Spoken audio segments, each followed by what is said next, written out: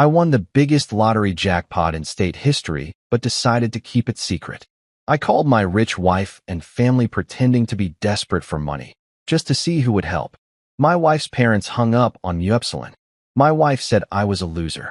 But my younger blood brother drove 200 miles with his last $500.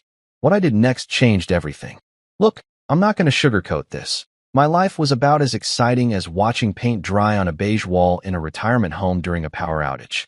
I'm Marcus Hale, 34 years old, certified public accountant by day, professional disappointment to my in-laws by night, and full-time enthusiast of mediocrity, according to literally everyone who's ever met me at a family gathering.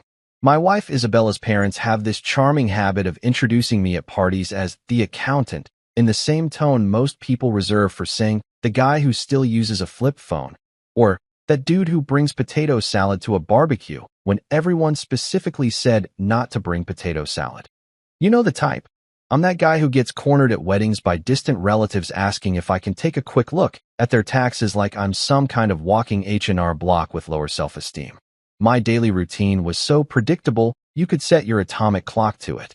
Wake up at 6:30, hit snooze exactly twice because I'm not a complete psychopath, stumble to the shower while questioning every life choice that led me to this moment, throw on one of my 7 identical blue button-downs, because apparently that's what successful professionals were according to a Men's Warehouse catalog from 2003, and head out the door by 7:45 to sit in traffic that makes you understand why people in Los Angeles have such aggressive road rage.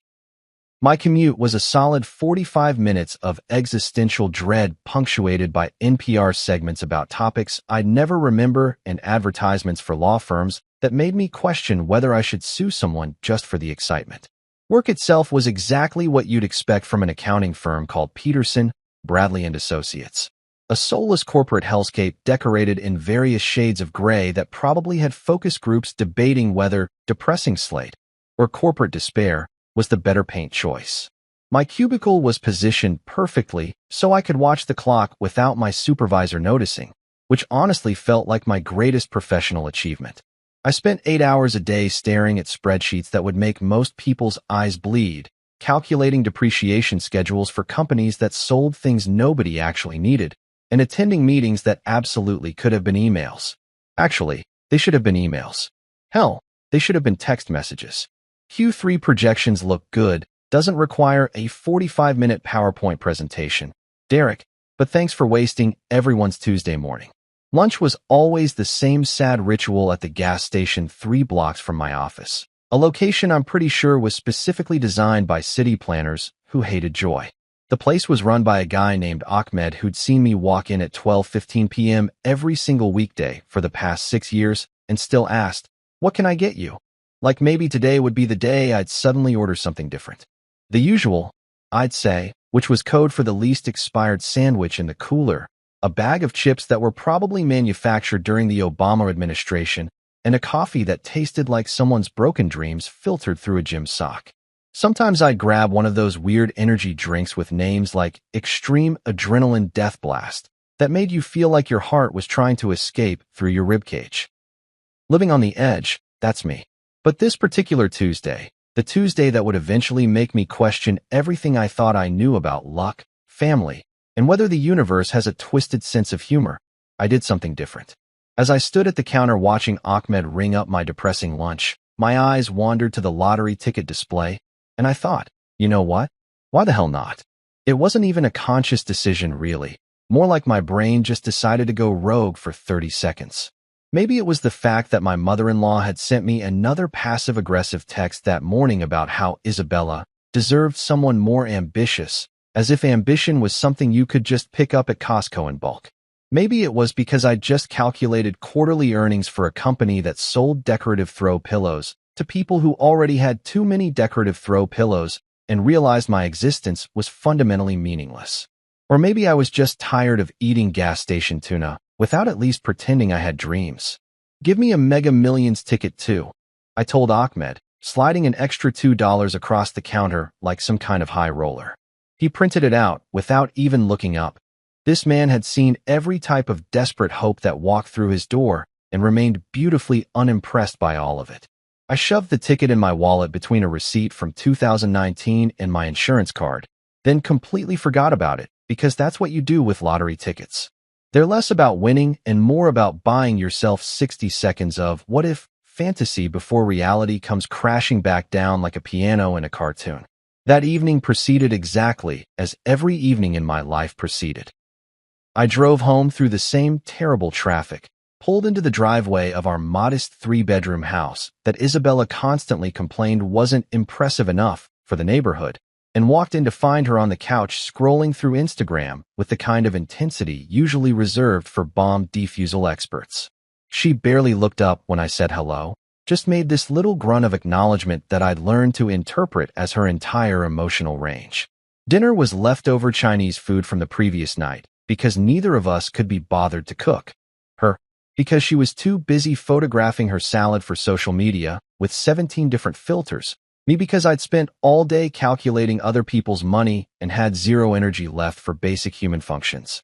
Around 9 p.m., after watching Isabella take 47 photos of herself in different angles for what she called content creation, she had 847 Instagram followers, mostly bots and her high school friends who'd forgotten to unfollow. I remembered the lottery ticket. The drawing was happening right about then, and I figured I might as well check the numbers for that brief moment of, well, it was worth a shot, before throwing it away and returning to my regular scheduled programming of existential emptiness. I pulled up the winning numbers on my phone while Isabella narrated her entire skincare routine to her phone camera like she was hosting a TED Talk on mediocrity. First number matched. Okay, neat. Second number matched. Huh, interesting. Third number. Wait, that matched too. By the fourth number, my hands started shaking slightly, which I told myself was probably just the 3 cups of terrible gas station coffee, finally catching up with my cardiovascular system. Fifth number matched. My vision started doing this weird tunnel thing that happens in movies right before someone faints or discovers they have superpowers. And then the sixth number, the final number, matched perfectly. I sat there staring at my phone screen, then at the crumpled lottery ticket, then back at my phone, then at the ticket again, doing this weird mental loop that my brain couldn't quite process. Every single number matched. All 6 of them.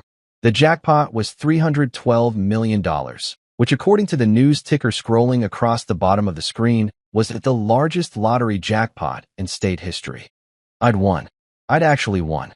Me, Marcus Hale, the guy whose greatest life achievement up until this moment was successfully filing a complicated tax return for a client who owned both a small business and a llama farm, had just won $312 million. The scream that came out of my mouth was somewhere between a dying whale and a tea kettle reaching critical pressure. Isabella actually looked up from her phone for the first time in what might have been days.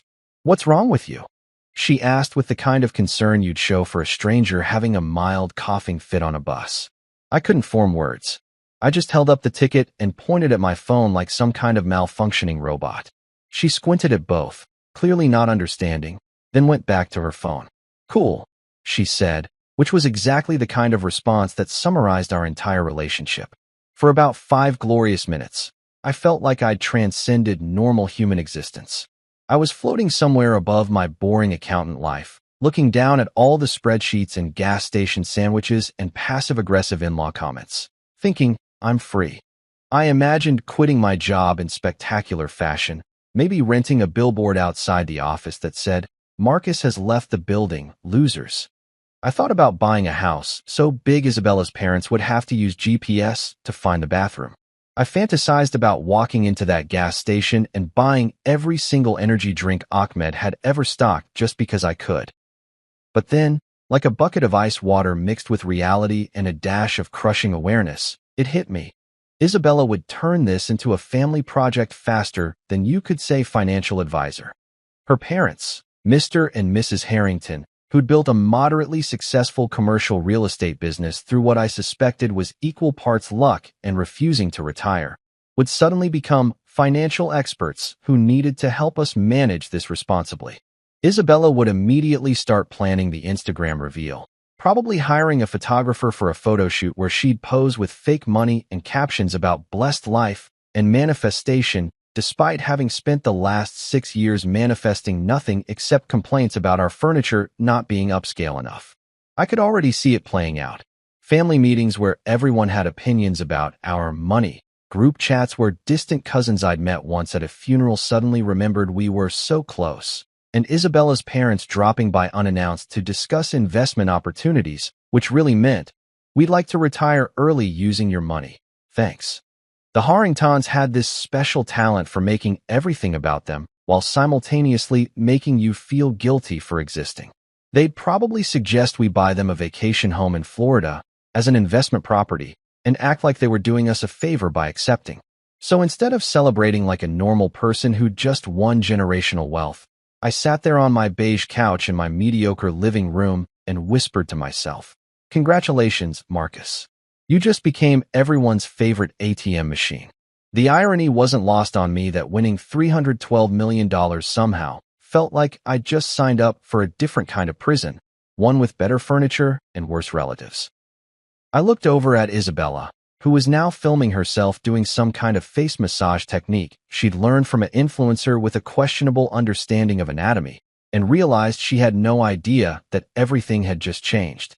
And honestly, I kind of wanted to keep it that way, at least for now.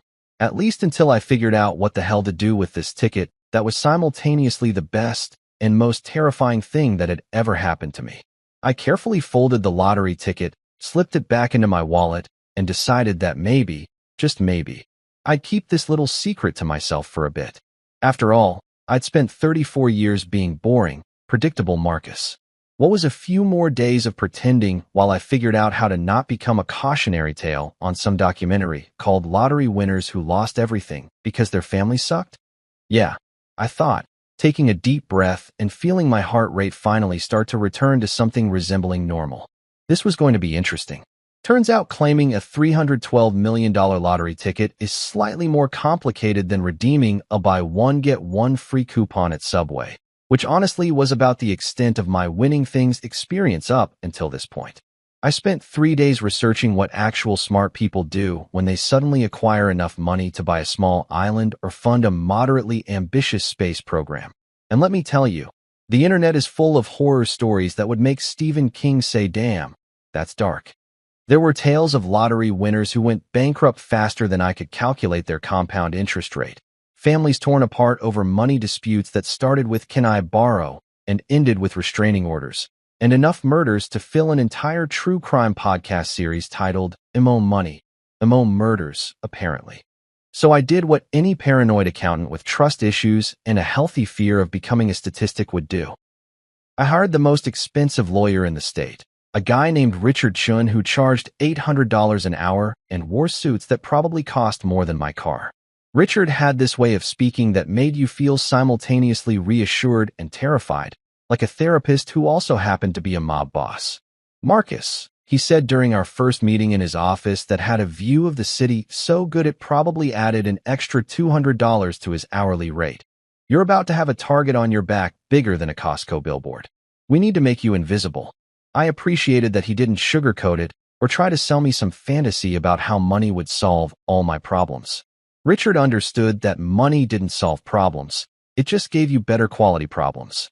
Together, we set up something called a blind trust with a name so boring and generic it made my actual accounting job seem exciting. Hartwell Financial Holdings, LLC. It sounded like a company that managed retirement funds for dentists, which was exactly the point. The trust would claim the ticket, handle all the publicity, and keep my name completely out of the media circus that inevitably follows lottery winners like seagulls following French fries at the beach. Richard explained that this was perfectly legal in our state. Thank God, because some states force you to do a press conference where you hold one of those giant novelty checks and smile, while basically painting a target on yourself for every scam artist, long-lost relative, and opportunistic psychopath within a 100-mile radius. The claiming process itself was weirdly anticlimactic, like opening a birthday present you already knew you were getting.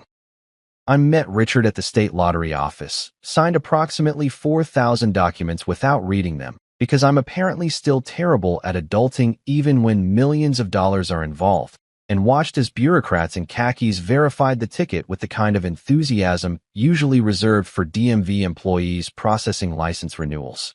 One woman actually yawned while confirming I'd won $312 million. Lady, I wanted to say, I know your job is boring, but could you at least pretend this is slightly exciting? But I kept my mouth shut because Richard had specifically instructed me to say nothing, sign everything, and leave quickly, which honestly sounded like advice you'd give to someone committing a heist. After taxes, because of course the government wants their cut of my accidental good fortune like a mandatory business partner I never asked for, I netted roughly $187 million.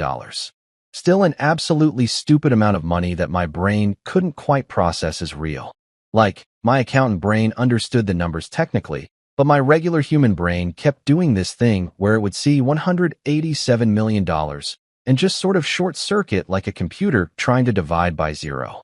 Richard immediately moved everything into a diversified investment portfolio that he promised would generate conservative returns of about 4 to 5% annually, which translated to roughly $7 to $9 million per year without me lifting a finger.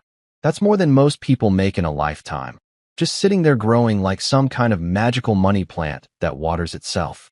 But here's where my story diverges from every lottery winner documentary you've ever seen on TLC. I didn't immediately quit my job, buy a mansion, or lease a Ferrari that costs more than a house. Nope. I kept driving my 2015 Honda Civic with the dent in the passenger door. From that time, I misjudged a parking space and hit a shopping cart like a complete amateur.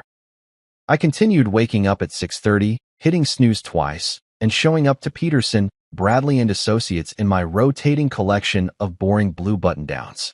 My coworkers thought I was just incredibly dedicated to my career, which made me want to laugh every time someone complimented my work ethic. Derek from marketing actually told me I was an inspiration for showing up during the flu season when half the office was out sick. Derek, buddy, I thought, I'm literally a multi-millionaire playing pretend because I'm too paranoid to live my actual life. That's not inspiration, that's psychological damage. I'd watched enough documentaries to know what happens to lottery winners who go public. They get absolutely demolished by people who suddenly remember they exist. Distant cousins you met once at a funeral when you were 7 show up asking for small loans of $50,000. Old high school friends who never gave you the time of day suddenly want to reconnect over coffee and discuss an amazing investment opportunity. Church groups, charities, and organizations you've never heard of send letters asking for donations with increasingly aggressive follow-ups. And worst of all, your own family.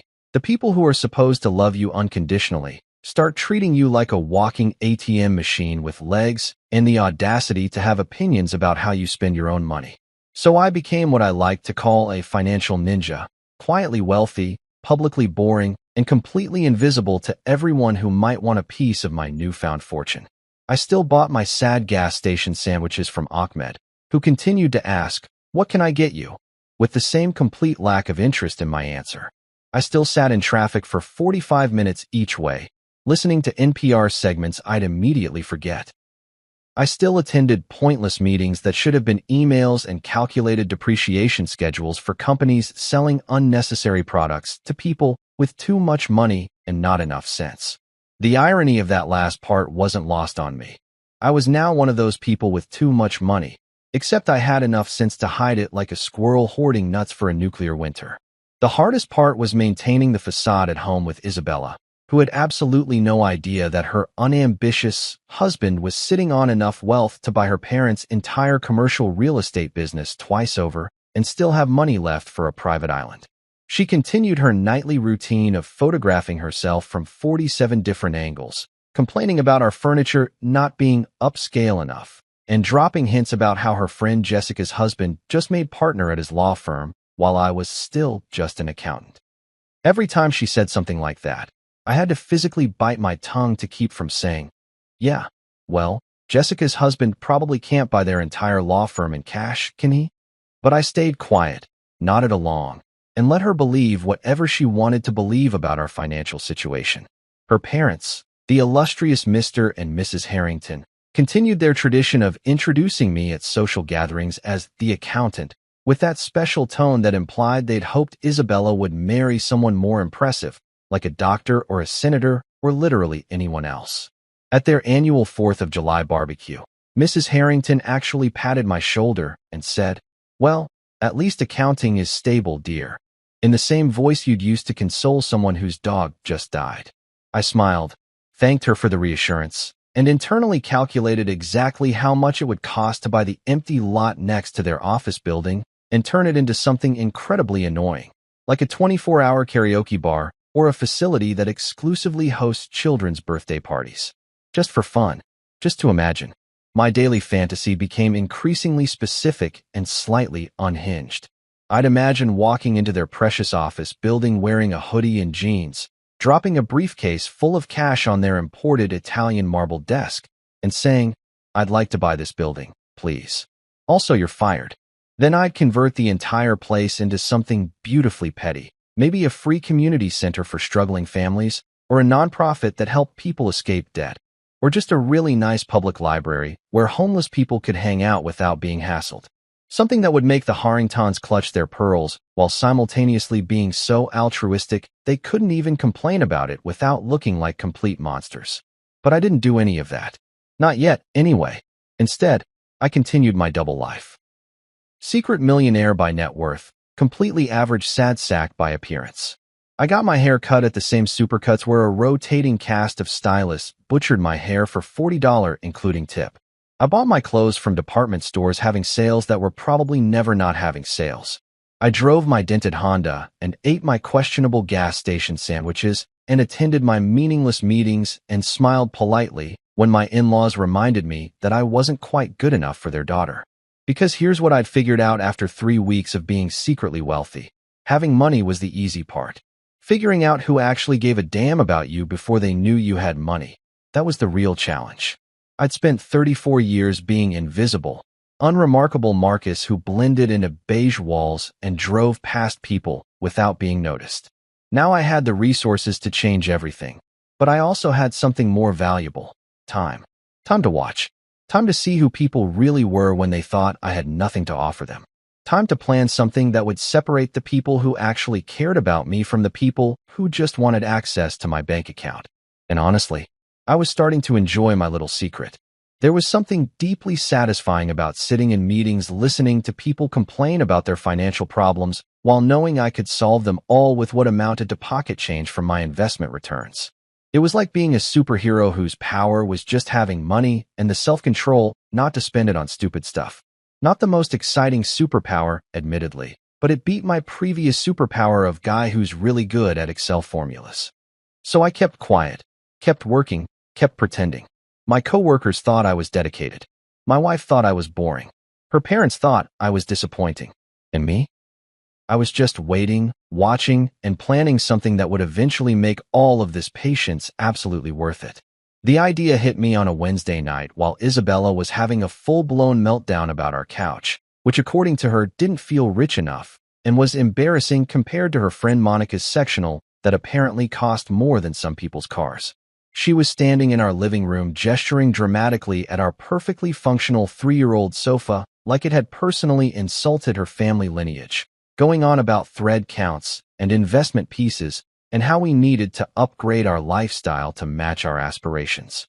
I was sitting there nodding along, mentally calculating that I could buy Monica's entire furniture store in cash and still have enough left over to furnish a medium-sized hotel, when this thought just crystallized in my brain like some kind of twisted epiphany.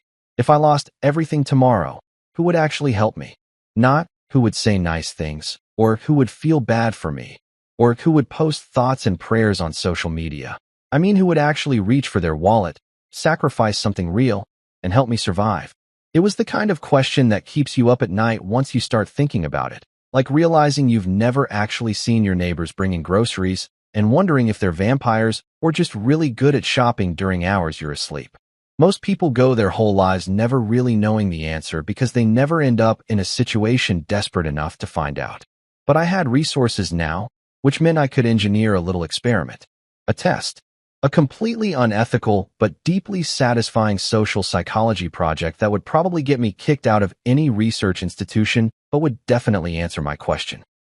I called it Operation Financial Apocalypse because if you're going to emotionally manipulate your family and friends to see who actually loves you, you might as well give it a cool code name that makes you feel like a spy instead of a paranoid millionaire with trust issues.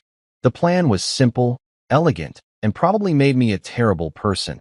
I would call everyone important in my life, tell them I'd lost my job and was facing financial ruin, and see who stepped up versus who suddenly remembered they had somewhere else to be.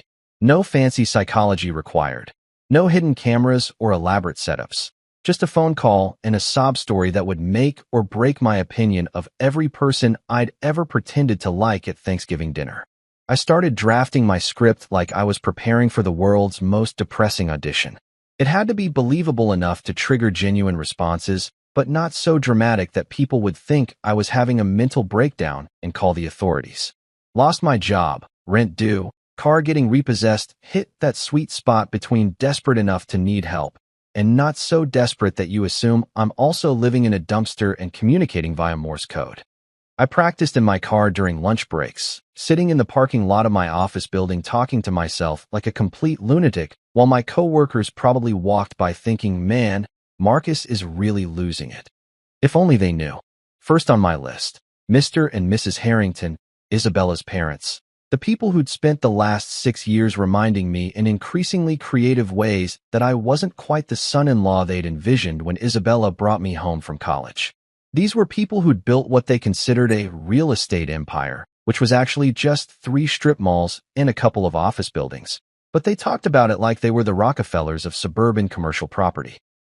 They drove matching BMWs, took twice-yearly cruises to places they could mispronounce, and had opinions about wine that they'd clearly memorized from a website about having opinions about wine. I called them on a Thursday evening, timing it right after their dinner, but before their nightly ritual of watching whatever British detective show was currently popular among people who owned decorative pillows with inspirational quotes. Mrs. Harrington answered with her usual level of enthusiasm for hearing from me, which was somewhere between mild inconvenience and wrong number. I launched into my prepared speech. I'd been laid off 3 weeks ago, hadn't told anyone because I was embarrassed, the severance was gone, rent was due in 5 days, and my car was about to get repossessed. I even threw in some realistic details about having to choose between paying the electric bill and buying groceries, which I thought was a nice touch that showed I'd really thought this through. There was silence on the other end. Not the good kind of silence where someone is processing bad news and preparing to help, but the awkward kind of silence where you can literally hear someone trying to figure out how to exit a conversation without looking like a complete monster. Finally, Mrs. Harrington made this sound that was somewhere between a gasp and a sigh, like she'd just watched someone drop ice cream on a sidewalk. Mildly unfortunate, but ultimately not her problem.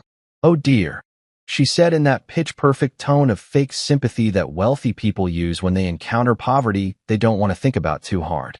That's really unfortunate, Marcus. Have you tried applying to other positions? I hear McDonald's is always hiring." I blinked. Did she really just suggest I apply to McDonald's? Don't get me wrong, nothing against fast food workers.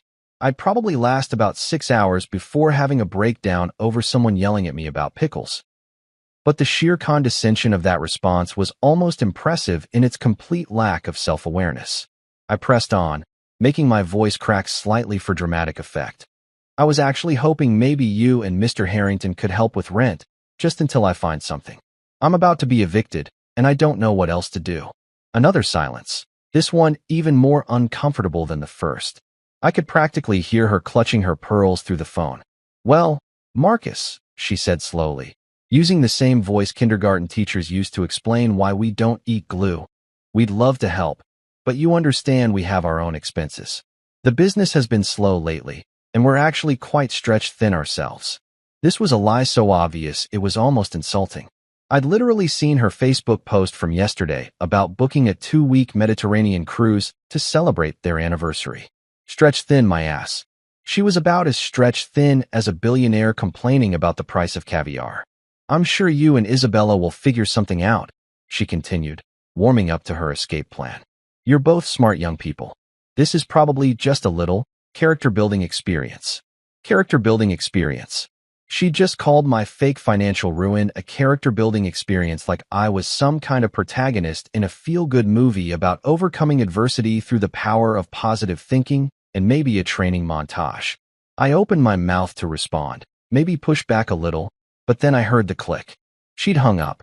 Mrs. Harrington, The woman who'd spent the last 6 years pretending to care about her daughter's marriage while simultaneously undermining it at every possible opportunity had literally hung up on me faster than a telemarketer who'd just been told to get lost. I sat there staring at my phone, not even angry really, just impressed by the sheer efficiency of her abandonment. That took skill. I called Mr. Harrington's cell next, figuring maybe the husband would have a different response than the wife. You know, male solidarity or whatever. He answered on the fourth ring, sounding slightly out of breath, probably from walking upstairs or doing some other minimal physical activity that people who pay for gym memberships they never use would consider exercise. I gave him the same story, adding a few extra details about how scared I was and how I didn't know what we were going to do. His response was somehow even worse than his wife's. Son, he said, using that term the way people use buddy when they're about to tell you something you absolutely don't want to hear. Sometimes life knocks you down. That's when you find out what you're really made of. I waited for him to follow that up with an offer to help, maybe even a small loan, something that would indicate he gave even a microscopic damn about his daughter's husband facing homelessness. Instead, he launched into a story about how he'd once been fired from a car dealership back in 1987 and had to work as a janitor for 3 months until he got back on his feet, and how that experience had made him the man he was today. Cool story, I wanted to say. Super inspiring. Now are you going to help me, or are you just going to use my crisis as an opportunity to relive your glory days of pushing a mop? But before I could say anything, he wrapped up his motivational speech with, "I'm sure you'll land on your feet, Marcus. You always do." Then he hung up too. 2 calls, 2 hang-ups, 0 offers of help. The Harringtons had failed my test so spectacularly that I almost felt bad for giving them the opportunity to prove they were exactly as terrible as I'd always suspected. Actually, no, I didn't feel bad at all. I felt weirdly validated, like spending years thinking your in-laws are self-centered jerks, and then having it scientifically confirmed through controlled experimentation. I grabbed my notebook where I'd been keeping track of responses and wrote, Harrington family. Generosity score equals 0. Actually, negative points for the McDonald's suggestion and the unsolicited motivational speeches. Would not recommend. I sat back on my couch, the same couch Isabella had been complaining about hours earlier, and realized something kind of beautiful. I'd just saved myself years of pretending to respect people who'd literally hung up on me during a crisis. The Harringtons had shown me exactly who they were, and I'd never have to wonder again whether they actually cared or were just going through the motions of family obligation. It was almost liberating in a twisted way, like ripping off a Band-Aid made of fake politeness and revealing the infection underneath. But I wasn't done yet. Operation Financial Apocalypse was just getting started, and I had a whole list of people to call. My phone sat there on the coffee table, charged and ready for round 2. Next up, my loving wife Isabella, who was currently in the bedroom probably taking selfies with 17 different filters to post something about self-care and manifesting abundance. This was going to be interesting. Actually, scratch that. This was going to be absolutely brutal, and some part of me that was probably morally questionable was actually looking forward to it. I gave myself exactly 10 minutes to mentally prepare for what I was about to do, which in hindsight was probably 9 minutes longer than I actually needed because let's be real, there's no amount of preparation that gets you ready to potentially watch your marriage implode over a fake financial crisis you engineered specifically to test whether your wife actually loves you or just tolerates your existence. This was either going to be the moment where Isabella proved she was my ride-or-die partner who'd stand by me through anything, or it was going to be the moment I confirmed what a tiny, pessimistic voice in my head had been whispering for the last 3 years, that I was essentially a placeholder husband, good enough for Instagram couple photos, but not quite good enough for actual partnership when things got real. Isabella was still in the bedroom, and I could hear her talking to her phone in that artificially cheerful voice influencers use when they're explaining their morning routines to an audience of bots and people hate watching. So after I apply my hyaluronic acid serum, and you guys, this one is amazing, I'll link it below, I like to just take a moment to practice gratitude. I stood outside the door listening to her practice gratitude for her skincare products and wondered if I'd appear anywhere on that gratitude list if things went south. Probably somewhere between grateful for coffee and grateful for fast shipping, if I was lucky. I knocked softly, which felt weirdly formal considering we'd been married for 6 years, and I'd literally seen her with food poisoning that one time we went to that sketchy seafood buffet, but something about this moment demanded ceremony. She looked up from her ring light setup with mild annoyance, like I'd just interrupted her filming the moon landing or discovering a cure for something important rather than talking about face cream to 17 actual humans and 830 bot accounts. I need to talk to you about something serious, I said, and even I could hear how ominous that sounded. Like, we need to talk, but with extra dread sprinkled on top. She sighed and paused her recording, which I realized was probably the biggest sacrifice she'd made for our relationship in at least 6 months. What is it, Marcus? I'm literally in the middle of filming content. This serum sponsor has been waiting for 3 weeks. Content. She called it content like she was producing award-winning documentaries instead of 20-minute videos about moisturizer that 12 people would watch while bored on the toilet. But I bit my tongue because I was about to test whether 6 years of marriage meant anything when the money stopped, and I didn't want to sabotage my own experiment with petty arguments about her social media career that generated approximately $47 per month. I sat down on the edge of our bed, the bed we'd bought from IKEA, and assembled while having a fight about whether I'd grabbed the right Allen wrench, a fight that had somehow encapsulated our entire relationship dynamic in one frustrating afternoon. I lost my job 3 weeks ago, I said, keeping my voice steady and watching her face carefully for any reaction. I've been trying to find something new, but it's not going well. We're behind on rent, the car payment is due, and I don't know how we're going to make it through the month. I need help. Isabella stared at me for what felt like an eternity, but was probably only about 5 seconds. Then, and I swear I'm not making this up for dramatic effect, she laughed. Not a nervous laugh or an uncomfortable, surely you're joking laugh, but a genuine full laugh like I'd just told her a pretty good joke that deserved a solid chuckle. Wait, you're serious? She said, her smile fading when she realized I wasn't joining in. You actually lost your job? Like, for real? I nodded, committing to the bit even though every fiber of my being wanted to say surprise. Just kidding. I'm actually a millionaire, and this was all a test you're currently failing.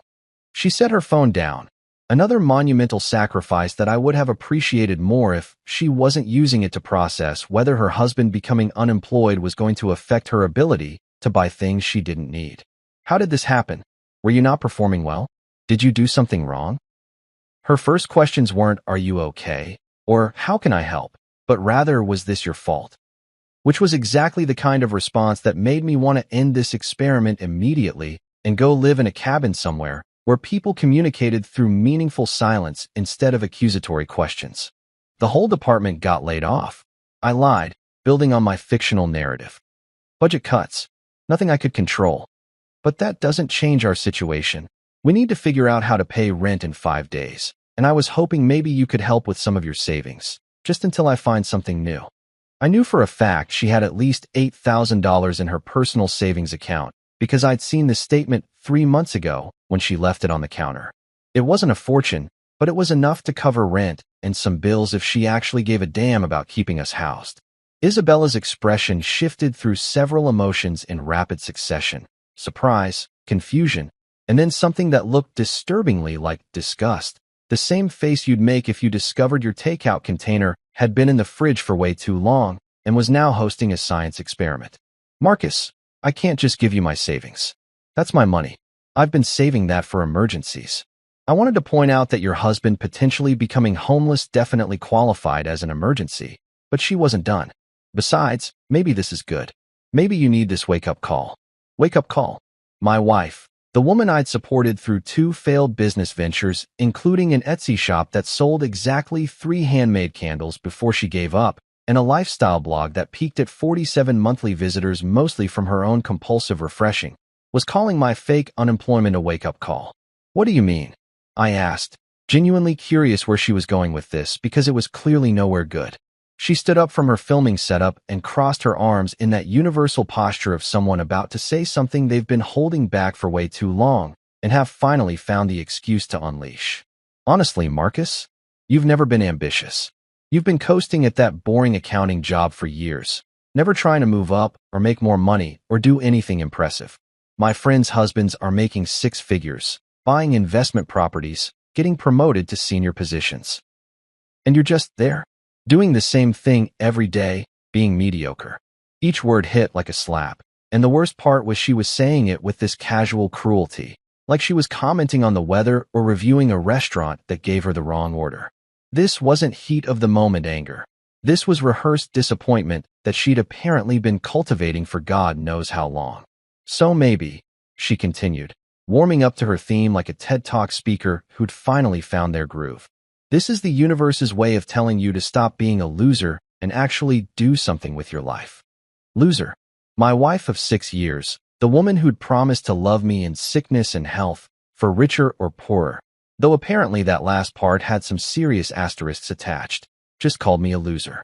Not in a playful way or a joking way, but with genuine conviction, like she'd been waiting for the perfect moment to tell me what she really thought, and I'd just handed her the opportunity gift-wrapped with a bow made of my fake financial crisis.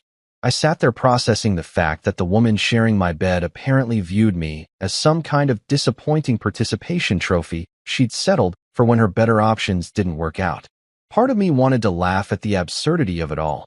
Here I was, sitting on $187 million, being called a loser by someone who'd spent the morning filming herself applying face cream and calling it a career.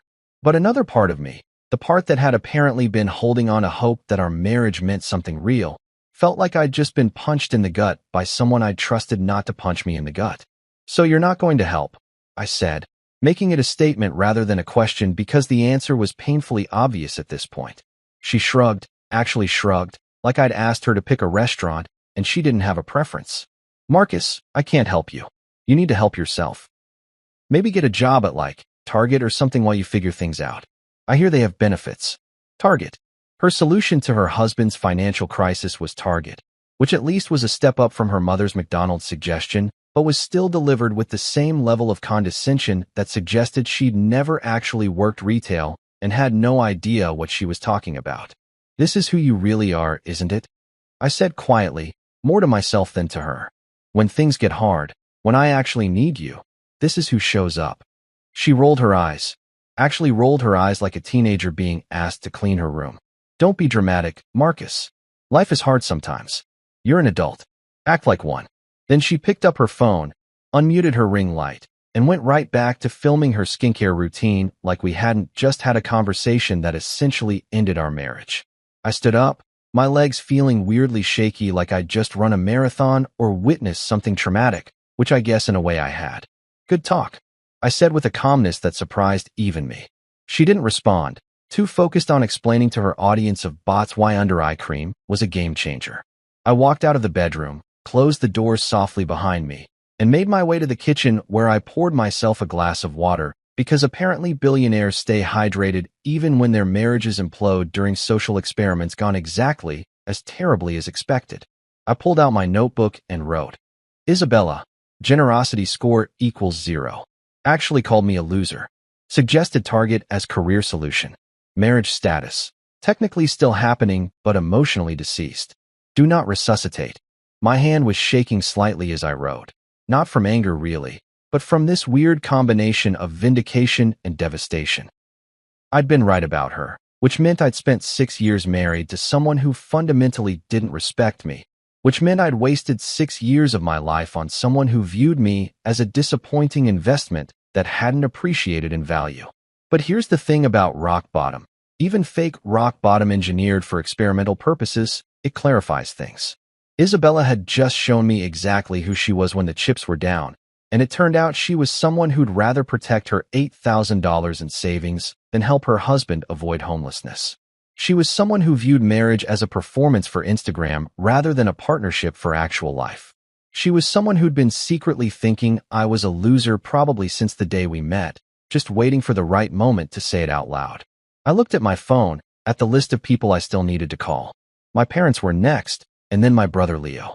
Part of me wanted to stop the experiment right there, go back into the bedroom, and tell Isabella the truth just to see her face when she realized she'd failed the test so spectacularly that I was going to remember this conversation for the rest of my life. But I didn't. I had more calls to make, more people to test, and honestly, I was starting to enjoy the clarity that came from watching people reveal themselves when they thought I had nothing to offer them except problems and disappointment. So I took a sip of my water, picked up my phone, and prepared for round 3. After the absolute emotional demolition derby that was my conversation with Isabella, I needed a minute to collect myself before calling my parents, which is a sentence that perfectly summarizes the state of my family relationships. I sat at my kitchen table staring at my phone like it was a loaded weapon I was about to point at my own head, wondering if maybe I should just stop the experiment now, before I discovered that literally everyone in my life was a terrible person who'd abandon me the second I stopped being useful. But no, I'd come this far, and besides, I had that special kind of morbid curiosity that makes people watch horror movies even though they know everyone's going to die. I needed to see this through. My parents, Gerald and Patricia Hale, were what you'd call old school.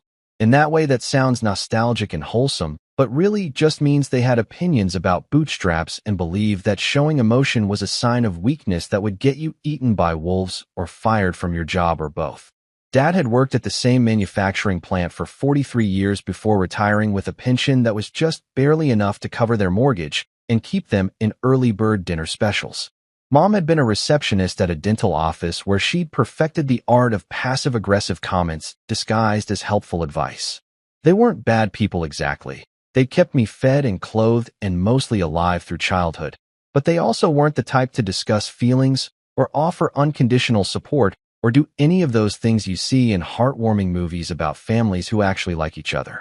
I called Dad's cell phone at exactly 7 p.m. because that was after dinner but before his sacred Jeopardy time, a window of approximately 45 minutes where he might actually answer instead of letting it go to voicemail with a message he'd recorded in 2009 and never updated. He picked up on the third ring with his standard greeting of "yeah," which was somehow both a question and a statement of general displeasure at being contacted. "Hey Dad, it's Marcus," I said, as if he didn't have caller ID and couldn't see exactly who was calling. "I need to talk to you about something serious." I heard him sigh, that special dad sigh that communicates disappointment, exhaustion, and regret about not pulling out 34 years ago, all in one breath. "What did you do?" he asked, jumping straight to the assumption that whatever I was calling about was definitely my fault, which was honestly pretty on-brand for our relationship. I launched into my prepared speech about losing my job, being behind on rent, car about to get repossessed, the whole 9 yards of fake financial disaster. I even threw in some details about having to decide between electricity and groceries, really painting a picture of desperation that should have triggered some kind of parental protective instinct if such a thing existed in Gerald Hale's emotional repertoire. Another sigh, this one somehow even more laden with disappointment than the first. "Son," he said, and I already knew nothing good was coming after that particular tone. "You're 34 years old. You're not a kid anymore. You should have an emergency fund. You should have been networking for a better position. You should have been preparing for this kind of thing." Notice how every sentence started with "you should have," as if he was reading from a handbook titled, "How to be unhelpful while technically not being wrong."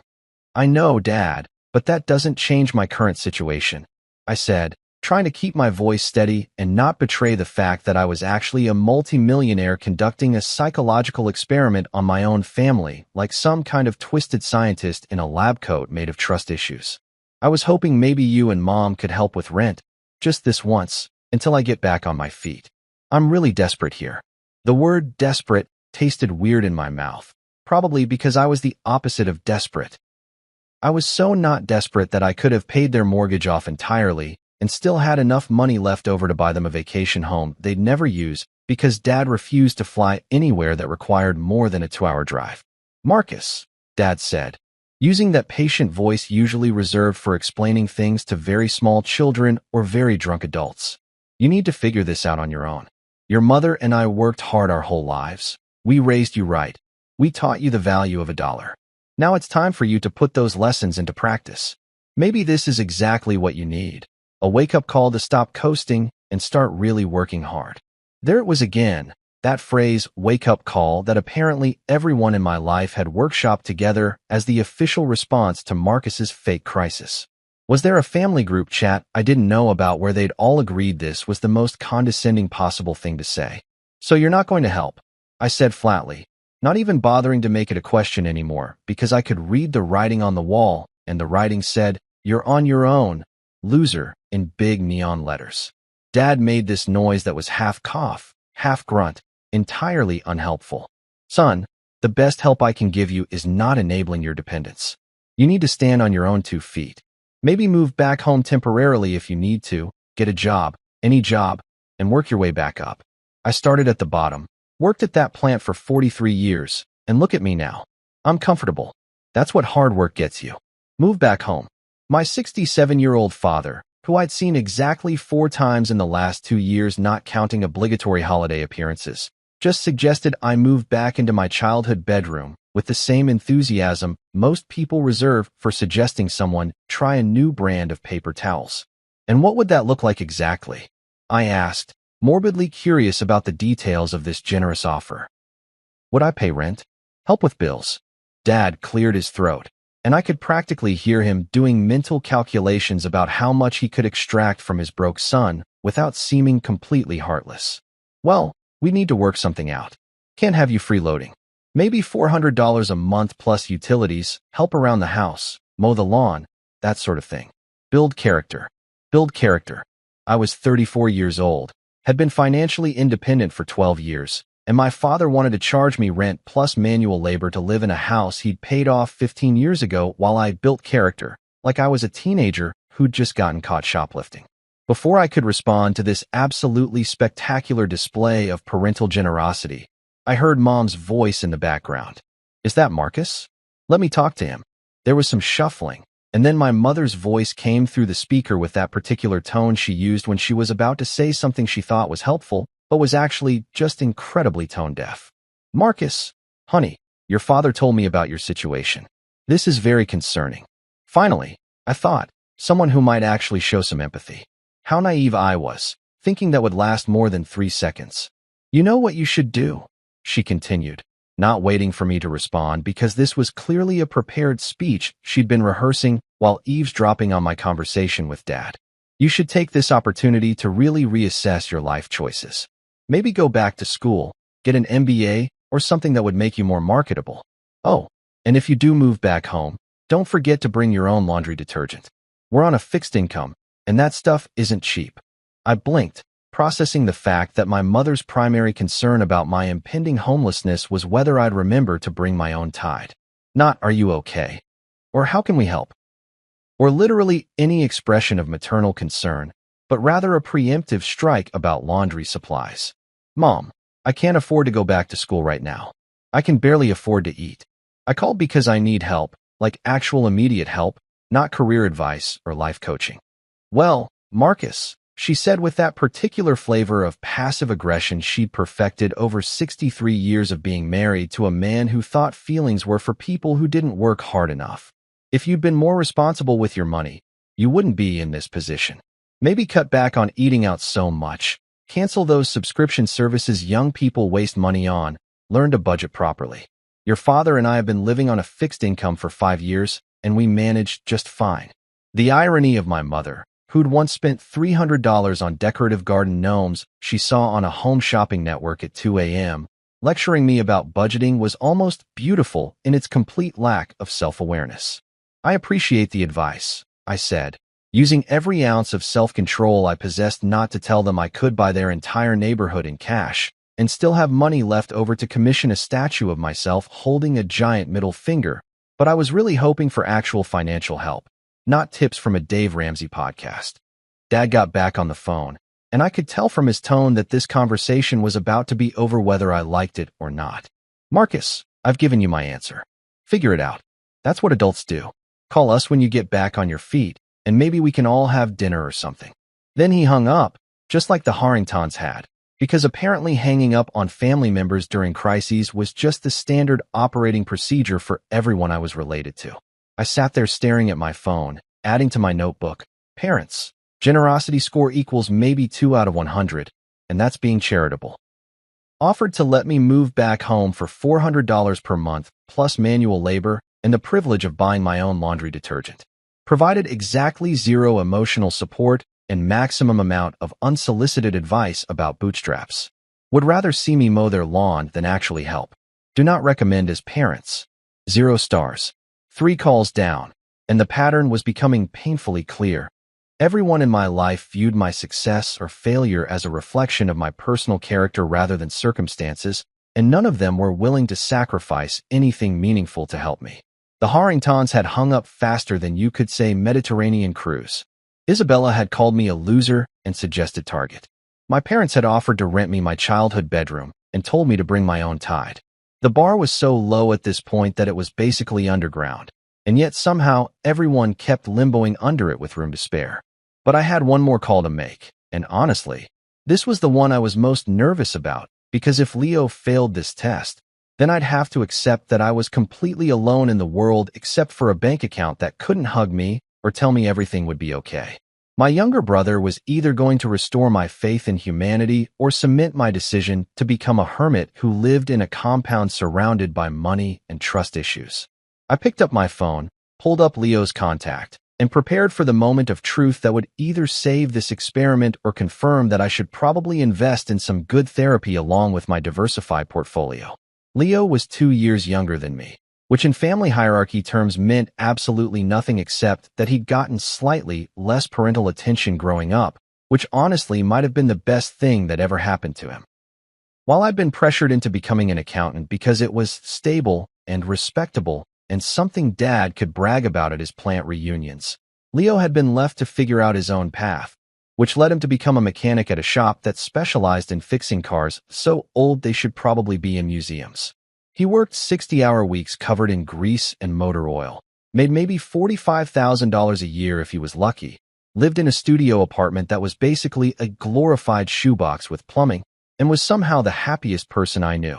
While I'd been climbing the corporate ladder to mediocrity, Leo had been living his actual life, fixing transmissions and cracking jokes with customers who appreciated honest work done by honest people. We weren't the kind of brothers who talked every day or knew the intimate details of each other's lives. He didn't know about my lottery win, and I didn't know exactly how many engines he'd rebuilt this month, but we had this unspoken understanding that went deeper than regular conversation. Like, I knew if I called him at 3 a.m., he'd answer. And he knew if he needed bail money or someone to help him move a couch up 4 flights of stairs, I'd show up. That kind of brother relationship that didn't require constant maintenance, but was somehow always there when you needed it, like a good cast iron skillet that just keeps working no matter how long you ignore it.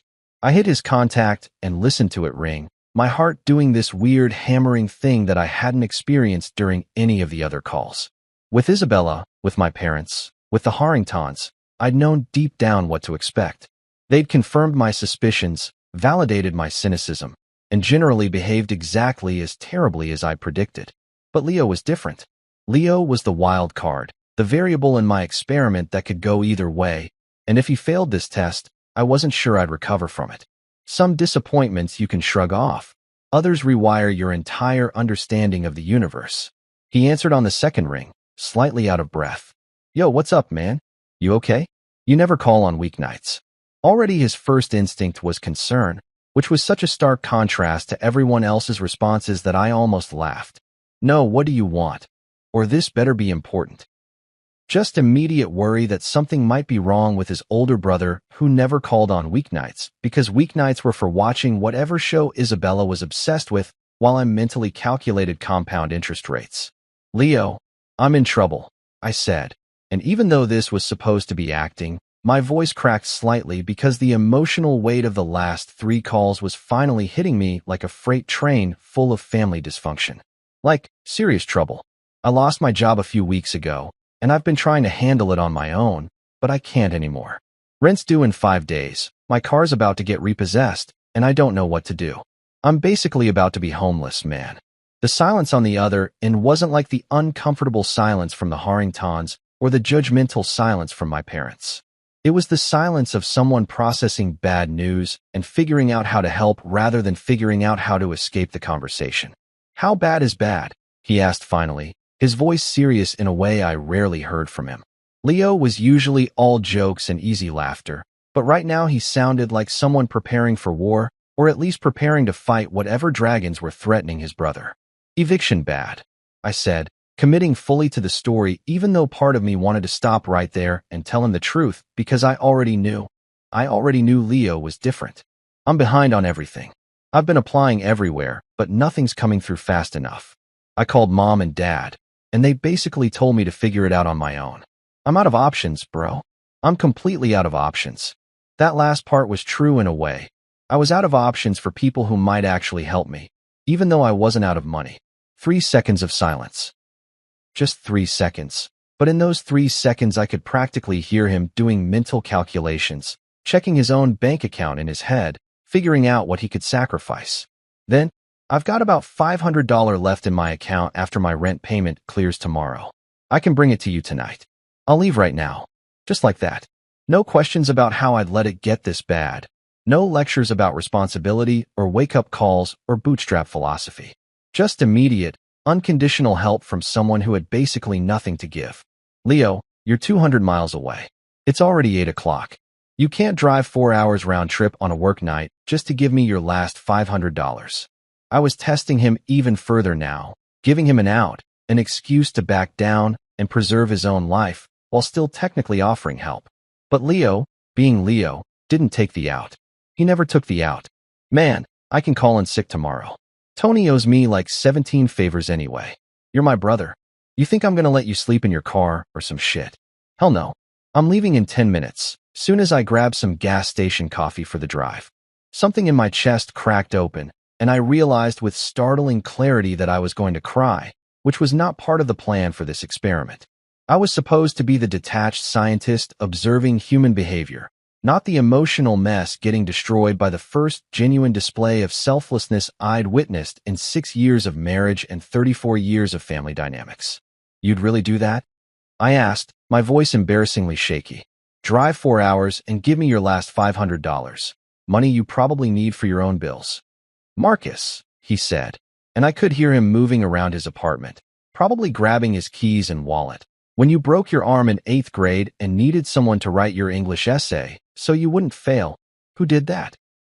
When I got arrested for that stupid fight outside that bar when I was 22 and needed bail money at 2 a.m., who showed up? We're brothers, man. That's what brothers do. Money comes and goes, but family, real family, not the DNA kind but the I'd take a bullet for you kind, that's forever. He was right, and he was wrong at the same time. He was right that we'd always shown up for each other, but he was wrong about the family part if he was including our parents in that definition. Mom and Dad had proven tonight that DNA meant nothing without action backing it up. They'd shown me that being family by birth didn't mean anything if you weren't willing to be family by choice. But Leo was choosing to be family, choosing to sacrifice, choosing to drive 200 miles on a work night with his last $500 because his brother needed help. That was real. That was the thing I'd been searching for through this whole twisted experiment. I'll be there by midnight, maybe 12:30 if traffic sucks, he continued, and I could hear his apartment door closing, his footsteps heading toward wherever he'd parked his beat-up Ford Ranger that probably needed more mechanical work than he had time to give it. Don't do anything stupid before I get there, okay? Don't panic. We'll figure this out together. I can cover your rent, maybe 2 weeks of food, and we'll make a plan for the rest. You're gonna be fine, bro. I promise.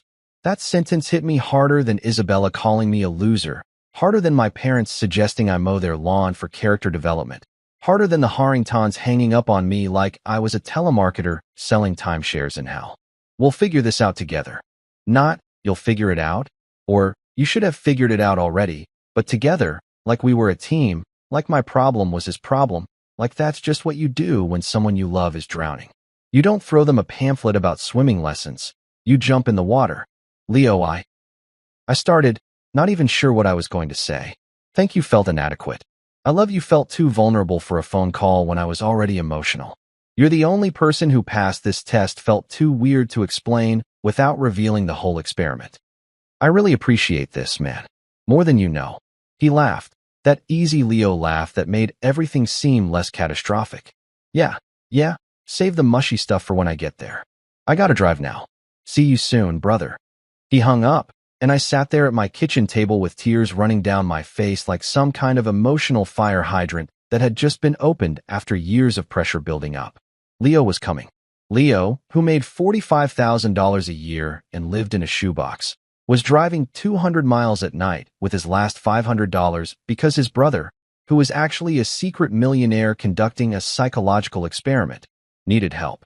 The guilt hit me like a truck, quickly followed by this overwhelming gratitude that at least one person in my life was real, was genuine, was worth every penny I was about to spend changing his life forever. I pulled out my notebook and wrote, Leo, generosity score equals infinity. Didn't hesitate even 1 second. Offered his last $500 plus a 200-mile drive on a work night. Asked 0 questions about how I got here. Gave 0 lectures about responsibility. This is what family actually looks like. This is what love actually looks like. Note to self. Make sure Leo never has to worry about money again. He's earned it in ways that have nothing to do with earning it. I had about 4 hours before Leo arrived, 4 hours to figure out how to handle this situation I'd created. Part of me wanted to come clean immediately, tell him the truth about the lottery, about the experiment, about everything. But another part of me, the part that had just witnessed the purest act of selflessness I'd experienced in years, wanted to wait, wanted to let him show up, wanted to see this through to the end, because Leo deserved to be the hero of this story, deserved to have his moment of sacrifice before I revealed that it was all a test he'd passed with flying colors. I went to the bedroom where Isabella was still filming content about God knows what, probably explaining the importance of night creams to her audience of bots and hate watchers. My brother's coming over later, I told her. She barely looked up. Whatever. Tell him not to be loud. I'm filming. The contrast between her response and Leo's response was so stark, it was almost funny. One person saw my crisis and thought, how does this affect my content schedule? While the other saw my crisis and thought, I'll be there in 4 hours with everything I have. I made coffee, the good stuff I'd been saving, because Leo would arrive wired on gas station caffeine and probably half asleep from the drive. I cleaned the apartment a little, not because it mattered, but because I needed something to do with my hands while my brain processed everything that had happened tonight. I'd set out to discover who would actually help me if I lost everything, and I'd gotten my answer in the most brutal, clarifying way possible. Everyone had failed except one person. One person had proven that love wasn't about words or blood relation or Instagram posts with couple hashtags. Love was about showing up at midnight with your last $500 and saying, we'll figure this out together. And as I sat there waiting for my brother to arrive, I made a decision. Operation Financial Apocalypse was over. I had my answer. But Operation Change Leo's Life Forever was about to begin, and unlike the first operation, this one was going to make someone happy instead of exposing how terrible everyone else was. Sometimes the best revenge isn't proving people wrong. It's proving one person right. Leo showed up at exactly 12:47 a.m. looking like he'd just fought a war against highway traffic and won by sheer determination alone. His hair was doing that thing where it sticks up in weird directions from too much caffeine and not enough sleep. His work uniform still had grease stains from whatever engine he'd been elbow deep in that afternoon, and he was carrying a duffel bag like he'd packed for a natural disaster. All right, he said, walking through my door without any preamble or small talk. I've got $500 cash, some ramen from my apartment, a sleeping bag in case you need to crash somewhere, and I called my buddy who manages an auto parts store. He said you can interview tomorrow if you need quick work. I just stood there staring at this absolute lunatic who'd driven 200 miles on a work night, brought his last $500, packed emergency supplies, and lined up a job interview. All because I'd made a phone call saying I was in trouble. He dropped the duffel bag on my couch, the same couch Isabella had been complaining about hours earlier, and looked at me with genuine concern. You okay, man? You look like you've been crying. This is worse than I thought, isn't it? And that's when I lost it. Just completely broke down laughing and crying simultaneously like my emotional circuits had gotten crossed and were now shooting sparks in random directions. Leo, I managed between gasps that were half sobs and half hysterical laughter. Sit down. I need to tell you something, and you're either going to hug me or punch me, and honestly both reactions would be completely justified. He sat slowly, his face shifting from concern to confusion to something that looked like he was preparing for me to admit I'd joined a cult or developed a gambling addiction. Marcus, whatever it is, we'll handle it. That's what I'm here for. Just tell me. I pulled out my phone, opened my banking app, the one connected to the trust Richard had set up, and turned the screen toward him. I didn't lose my job, I said quietly. I won the lottery. $312 million. After taxes, about $187 million sitting in investments right now. Leo stared at the screen, his eyes moving back and forth like he was reading the most confusing instruction manual ever written. Then he looked at me, then back at the screen, then at me again. This is a joke, right? Like some Photoshop thing? Because if you're messing with me right now after I just drove 200 miles, it's real. I interrupted, pulling up additional documentation, bank statements, the trust papers, everything. I won 6 weeks ago. I've been keeping it secret because I wanted to see who would actually help me if I lost everything. I called your parents, Isabella, the Harringtons. Everyone failed except you. You dropped everything, brought your last $500, and drove 200 miles without even thinking about it. The transformation on Leo's face was something I'd remember for the rest of my life. Shock melted into comprehension. Comprehension shifted into this weird combination of anger and joy. And then he just dropped his pizza slice. I'd ordered pizza while waiting for him because even emotional breakdowns require proper fuel. Onto the paper plate and screamed. Just straight up screamed so loud that I heard the upstairs neighbor drop something heavy and our downstairs neighbor started banging on their ceiling with what sounded like a broomstick or possibly a baseball bat. "You're kidding me," he yelled, standing up and pacing around my living room like a caged animal who'd just discovered the cage was unlocked the whole time. "You're a millionaire? Like, an actual millionaire? And you let me drive 200 miles. I winced, fully accepting that I deserved whatever verbal beating was about to come. I know. It sounds insane when you say it out loud. But before I could finish, Leo grabbed me in a hug that nearly cracked my ribs, lifting me slightly off the ground despite being 2 inches shorter than me. "You beautiful, twisted, paranoid genius," he said, still squeezing the air out of my lungs. "You actually tested everyone. You made them show their true colors. Man, that's either the smartest or the most messed up thing I've ever heard, and I can't decide which." He released me, and I gasped for air while he processed everything. "So wait, Mom and Dad failed? Isabella failed? The Harringtons failed?" I nodded, pulling out my notebook with all the generosity scores. He read through it, his expression darkening as he got to Isabella's entry. "She called you a loser? While you're sitting on $187 million. Oh man, this is too good." We spent the next hour talking through everything. How I'd won, how I'd kept it secret, how each conversation had gone, and most importantly, what I was planning to do next. "Here's the thing," I said, spreading out papers on my coffee table like we were planning a heist instead of planning our futures. "I don't want revenge in the traditional sense. I don't want to hurt anyone or expose them publicly or do anything that makes me look petty. But I do want to build something meaningful, something that helps people like you. People who show up when it matters." Leo was quiet for a moment, then asked the question I'd been hoping he'd ask. "So what do we do now?" Not, "What are you going to do?" but "What are we going to do?" Because that's who Leo was. He'd shown up with his last $500, and even after learning it was a test, he was still thinking in terms of partnership rather than personal gain. "We start a foundation," I said. "We help middle-class families escape debt traps. We invest in small businesses owned by people who actually give a damn. We build something that matters. And we do it quietly, without flashy press releases or Instagram announcements or any of the attention-seeking garbage that would attract exactly the kind of people we're trying to avoid." "Wait," Leo said, holding up his hand. "You keep saying we. Like, you want me involved in this?" I looked at him like he'd just asked if water was wet. "Leo, you drove 200 miles with your last $500. You didn't ask questions, you didn't judge, you just showed up. Yeah, I want you involved.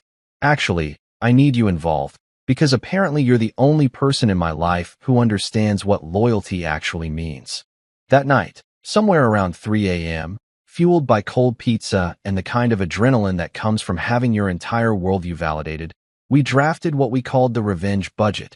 Though revenge was probably the wrong word because it was less about punishing people and more about rewarding the right ones. We listed everyone who'd failed the test with their respective generosity scores. Isabella, 0, parents, 2, Harringtons, -100 because that McDonald's suggestion deserved negative points. And then we listed Leo with his infinity score and started planning how to make sure he never had to worry about money again, while simultaneously using our resources to help people who actually deserved it. 3 months after the Great Revelation Pizza Summit, as Leo and I had started calling that night, I walked into Peterson, Bradley and Associates for the last time, wearing my favorite blue button-down and a smile that probably looked slightly unhinged to anyone who'd known me as boring Marcus the accountant. I submitted my 2 weeks' notice to Derek from marketing, who looked genuinely confused that I was leaving without another position lined up. Marcus, are you sure about this? The economy is uncertain right now, and positions in accounting aren't exactly growing on trees. I wanted to tell him that I could buy the entire firm and turn his cubicle into a meditation room for stressed billionaires, but instead I just said, I've got an opportunity in Austin. New venture. Can't pass it up. Austin was Leo's idea, actually. If we're going to start fresh and build something real, he'd said during one of our late-night planning sessions that had become our new routine, we need to go somewhere nobody knows us, somewhere we can work without your in-laws showing up asking why you're not at your real job. He had a point. Plus, Austin had good tacos, a weirdly vibrant business community, and enough tech money floating around that 2 guys starting an investment firm wouldn't raise eyebrows or questions we didn't want to answer. The hardest part was telling Isabella the first was leaving, though hardest is probably the wrong word. It was more like the most satisfying in a deeply petty way. I sat her down one evening while she was editing photos for her Instagram, which now had a whopping 891 followers after she'd bought 100 bot accounts to boost her numbers. I got a job offer in Austin, I said, watching her face carefully. It's an accounting position with a startup. Pays about the same, but it's a good opportunity. I'm taking it. We're moving in 2 weeks. She looked up from her phone with an expression that could only be described as annoyed inconvenience, like I'd just told her we were out of oat milk instead of announcing a cross-state relocation. Marcus, I can't just move to Austin. My whole life is here. My friends, my content creation, my brand. Her brand. The woman who posted pictures of avocado toast to 891 people thought she had a brand that required geographic stability. Well, I said calmly, I'm going regardless. You can come with me and we'll figure it out together, or you can stay here. Your choice. The fact that she had to think about it told me everything I needed to know about our marriage. She sat there for a full minute, actually weighing whether following her husband to a new city was worth disrupting her content calendar. I guess I could make it work, she finally said, not with enthusiasm or support, but with the resignation of someone agreeing to switch phone plans. Austin is kind of trendy right now anyway. Might be good for my feed. Right. Her feed. That was definitely the most important consideration when your husband of 6 years was making a major life change. Leo quit his mechanic job with significantly more fanfare, apparently telling his boss Tony that he was pursuing new opportunities with his brother in Texas before buying a round of drinks for everyone at the shop. Tony, being a genuinely good human unlike most people in my life, threw him a going-away party complete with a cake that said, "Good luck, Grease Monkey," and a collection of novelty tools nobody would ever actually use. Leo kept the cake topper though, said it reminded him where he came from before everything changed. We set up Hale Holdings in a modest office space in downtown Austin, nothing flashy or attention-grabbing, just a clean professional space where we could work without people assuming we were tech bros who'd stumbled into money through cryptocurrency scams or app development. Our business model was simple. Invest in middle-class families and small businesses that traditional banks wouldn't touch, offer low-interest loans to people trying to escape predatory lending, and basically be the opposite of every soulless financial institution that made money by keeping people poor. We hired a small team of people who actually gave a damn. A former social worker named Patricia who understood poverty better than any economist, a recovering bankruptcy attorney named James who'd gotten tired of watching good people lose everything, and a financial analyst named Maria who'd grown up in public housing and wanted to help families like hers build actual wealth. The foundation work happened quietly, almost invisibly. Every month, we used profits from our investments to fund scholarships, pay off medical debt for working families, and support small business owners who just needed a break instead of another rejection letter from Bank of America. We didn't plaster our names on buildings or hold charity galas where rich people congratulated themselves for donating tax-deductible money. We just helped people, kept records, and moved on to the next family who needed assistance. Meanwhile, my secret side project was possibly the most petty thing I'd ever done, and I regret nothing. I'd become a silent investor in several companies, including the skincare brand Isabella promoted on her Instagram, which meant that every time she posted about how much she loved their products and used her affiliate code, she was technically paying me a microscopic fraction of money. The irony was so delicious I could taste it every time I saw her filming another tutorial about serums and their life-changing properties. She had no idea that her unambitious loser husband owned a stake in the company that sent her free products in exchange for promotion to her army of bots. Leo adapted to our new life faster than I expected, trading his grease-stained uniform for business casual and his studio apartment for a decent two-bedroom place in a neighborhood where he didn't have to worry about his car getting broken into. He still kept his old Ford Ranger, though, said it reminded him not to get too comfortable or forget what struggle felt like. Smart guy, my brother. Every time I suggested he upgrade, he'd just pat the truck's dashboard and say, "This thing drove 200 miles to save you, remember? It's earned its retirement alongside me." 6 months into our Austin adventure, Isabella was still posting content and complaining about our furniture. Now she wanted us to upgrade to a bigger place because her brand was growing, and she needed better backgrounds for photos. I nodded along, planning my exit strategy from a marriage that had been dead long before I'd won the lottery. Some relationships you can save. Others you just document carefully for divorce proceedings while building a new life they don't even know exists. A year and 3 months after we'd relocated to Austin. Right around the time I was finalizing divorce papers that Isabella still didn't know were coming because she was too busy planning her aesthetic rebrand, my phone rang with a number I'd deleted but somehow still recognized. Mrs. Harrington. The woman who'd hung up on me faster than a telemarketer during dinner time was calling me, which meant either someone had died or something had gone catastrophically wrong in Harrington land. Given my recent experiences with that family, I was betting on catastrophic. I answered on the 4th ring, playing it cool like I hadn't been staring at the screen, debating whether to let it go to voicemail. "Hello," I said, injecting just enough confusion into my voice to suggest I didn't immediately recognize the number. There was a pause. Then Mrs. Harrington's voice came through sounding significantly less condescending than usual, which was my first clue that the universe had been busy redistributing karma while I'd been busy helping actual deserving people. "Marcus, it's Diane. Diane Harrington." She added her last name like I might have forgotten who she was, which was adorable considering I'd spent 6 years being reminded at every family gathering that I wasn't good enough to share it. "I know we haven't spoken much since you moved to Austin, but I'm calling because, well, we're having some difficulties, and I thought perhaps you might have some advice. You're an accountant after all." An accountant. The same profession she'd introduced with barely concealed disappointment for 6 years was suddenly relevant now that she needed something. "What kind of difficulties?" I asked, settling into my office chair and preparing for what I suspected would be a masterclass in schadenfreude. She sighed, one of those long dramatic sighs that rich people use when they're about to explain how they've become slightly less rich and expect sympathy. "The business is struggling. Actually, it's worse than struggling. We're facing bankruptcy. Several of our major tenants didn't renew their leases. The strip malls are hemorrhaging money, and we've had to take out loans just to cover the mortgages. We're losing everything, Marcus." I let that sit for a moment, processing the delicious irony that the people who'd suggested I apply to McDonald's when I was broke were now actually broke themselves. "That's unfortunate," I said, using the exact same tone Mrs. Harrington had used when I'd called asking for help. "Have you tried applying for other work? I hear commercial real estate isn't the only field out there." The silence on the other end told me she'd caught the call back to her own words, though whether she remembered saying them to me was unclear. "Marcus, we need help. Real help. Not advice, but actual financial assistance.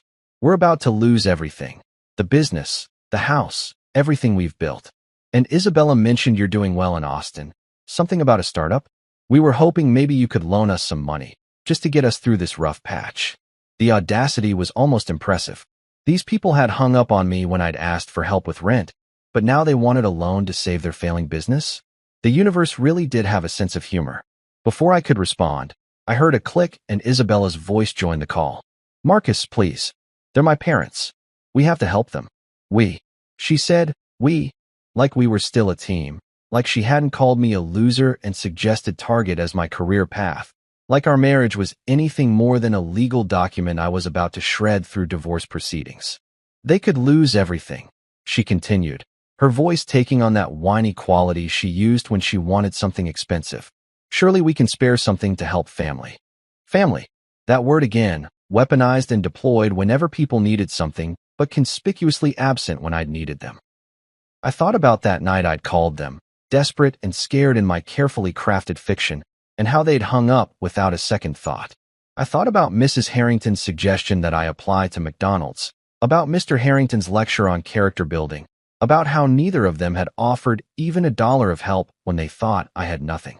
I appreciate you calling, I said slowly, choosing my words carefully because what I was about to do required precision, but I'm not in a position to loan money to the business. My startup is doing okay, but we're not exactly swimming in extra cash. This was a lie so massive it probably registered on seismographs, but they didn't need to know that. However, I continued, watching Leo walk past my office and give me a thumbs up because he'd been waiting for this moment almost as eagerly as I had. I can point you toward a foundation that helps struggling families. They might be able to assist with debt management. I gave them the contact information for Hale Holdings' charitable arm, the same foundation that had been quietly helping middle-class families escape exactly the kind of financial ruin the Harringtons were facing. They'd never know that the anonymous donor who would eventually review their case was me, that every cent of assistance they received would come from the fortune they'd dismissed when I'd needed them. "Thank you, Marcus," Mrs. Harrington said, her voice thick with emotion that might have been genuine or might have been performed for my benefit. "We really appreciate this. You're being very kind. Given everything. Given everything." That was one way to describe their complete abandonment of me during my fake crisis, I supposed. After we hung up, I sat there for a moment processing the conversation. Leo knocked on my office door and peeked in, grinning like he'd just won a prize at the county fair. "So, did they ask for money?" I nodded, and his grin widened. "And you're going to help them through the foundation?" I nodded again, anonymously. Another nod.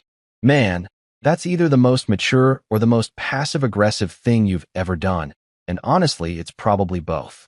2 weeks later, after our foundation's team had reviewed the Harrington case, complete with financial records that showed years of poor decisions, over-leveraging, and the kind of fiscal irresponsibility that would make any accountant weep, we approved a debt consolidation package that would save their business and their house. Not because they deserved it, but because Isabella would have suffered too. And despite everything, I wasn't trying to destroy lives. I was just trying to prove a point about who people really are when you strip away the pretense. The foundation sent them a letter explaining that an anonymous donor had covered their debts as part of our mission to help families in crisis. No name, no credit, just a simple statement that someone had decided they were worth saving. When Isabella called to tell me about it, crying with relief and gratitude, I listened to her talk about miracles and blessings, and how they'd learned such an important lesson about humility. "Maybe this is the universe's way of teaching us to be more generous," she said, apparently missing the irony that the universe's lesson was being funded by the husband she'd called a loser. "Maybe it is," I agreed, signing divorce papers while she talked. "Maybe it's life's way of teaching everyone about generosity." The papers would be filed next week, right after I moved my personal belongings to the house I'd bought under an LLC that Isabella knew nothing about. But for now, I let her believe in miracles and lessons in cosmic justice, because the truth was so much better than any explanation I could provide. Chapter 10, FAMI. 2 years after the night Leo drove 200 miles with his last $500, we were sitting in our downtown Austin office being interviewed by a local news station about Hale Holdings' success in helping over 300 families escape crushing debt. The reporter, an enthusiastic woman named Jessica, who'd done her homework, kept asking about our motivation. "What inspired you to create a foundation specifically targeting middle-class families?" she asked, her cameraman adjusting angles to capture our modest office that looked nothing like the marble and mahogany nightmare most financial firms seemed to require. Leo glanced at me, that knowing look that had become our secret language over the past 2 years. "We believe in showing up for people," he said simply. "Most financial institutions are there when you don't need them and gone when you do. We wanted to flip that script, be there when it actually matters." The reporter loved that answer, scribbled notes furiously, and asked about our background. That's when things got interesting, because explaining how a former mechanic and an ex-accountant built a multi-million-dollar foundation without mentioning lottery winnings required some creative storytelling, smart investments, and good timing, I said, which was technically true if you considered winning the lottery the ultimate good timing. We saw opportunities others missed, took some calculated risks, and it paid off. Now we're using those resources to help people who just need a break, not a lecture about bootstraps. That last part earned a laugh from Jessica, and I knew the interview would play well because people were tired of success stories that involved trust funds and family money. They wanted to believe that regular people could make it, could build something meaningful, even if our particular origin story involved more luck than labor. After the interview wrapped and the news crew packed up their equipment, my phone buzzed with a text from Mom. Saw you on the news. Didn't realize you were doing so well. Dad and I would love to have dinner when you're in town next. I showed Leo, who made a face like he'd just smelled expired milk. Let me guess.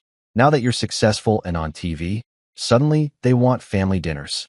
I nodded, typing a response that was polite but non-committal. Maybe sometime, with no actual plans attached. The universal language of people who'd rather eat glass than make concrete plans with family who'd failed the loyalty test. The truth was, I'd never told my parents about the lottery, about the experiment, about any of it. They still thought I was just an accountant who'd gotten lucky with a startup in Austin. I'd helped them once, anonymously paying off their mortgage through a complicated series of transactions that made it look like a bank error in their favor. They'd questioned it briefly, then accepted it the way people accept good fortune they don't want to examine too closely. That was enough.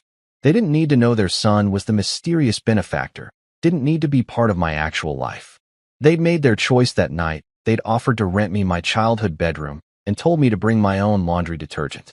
Isabella, on the other hand, had taken the divorce about as well as expected, which is to say she'd been shocked, offended, and immediately started posting cryptic Instagram stories about toxic people and knowing your worth.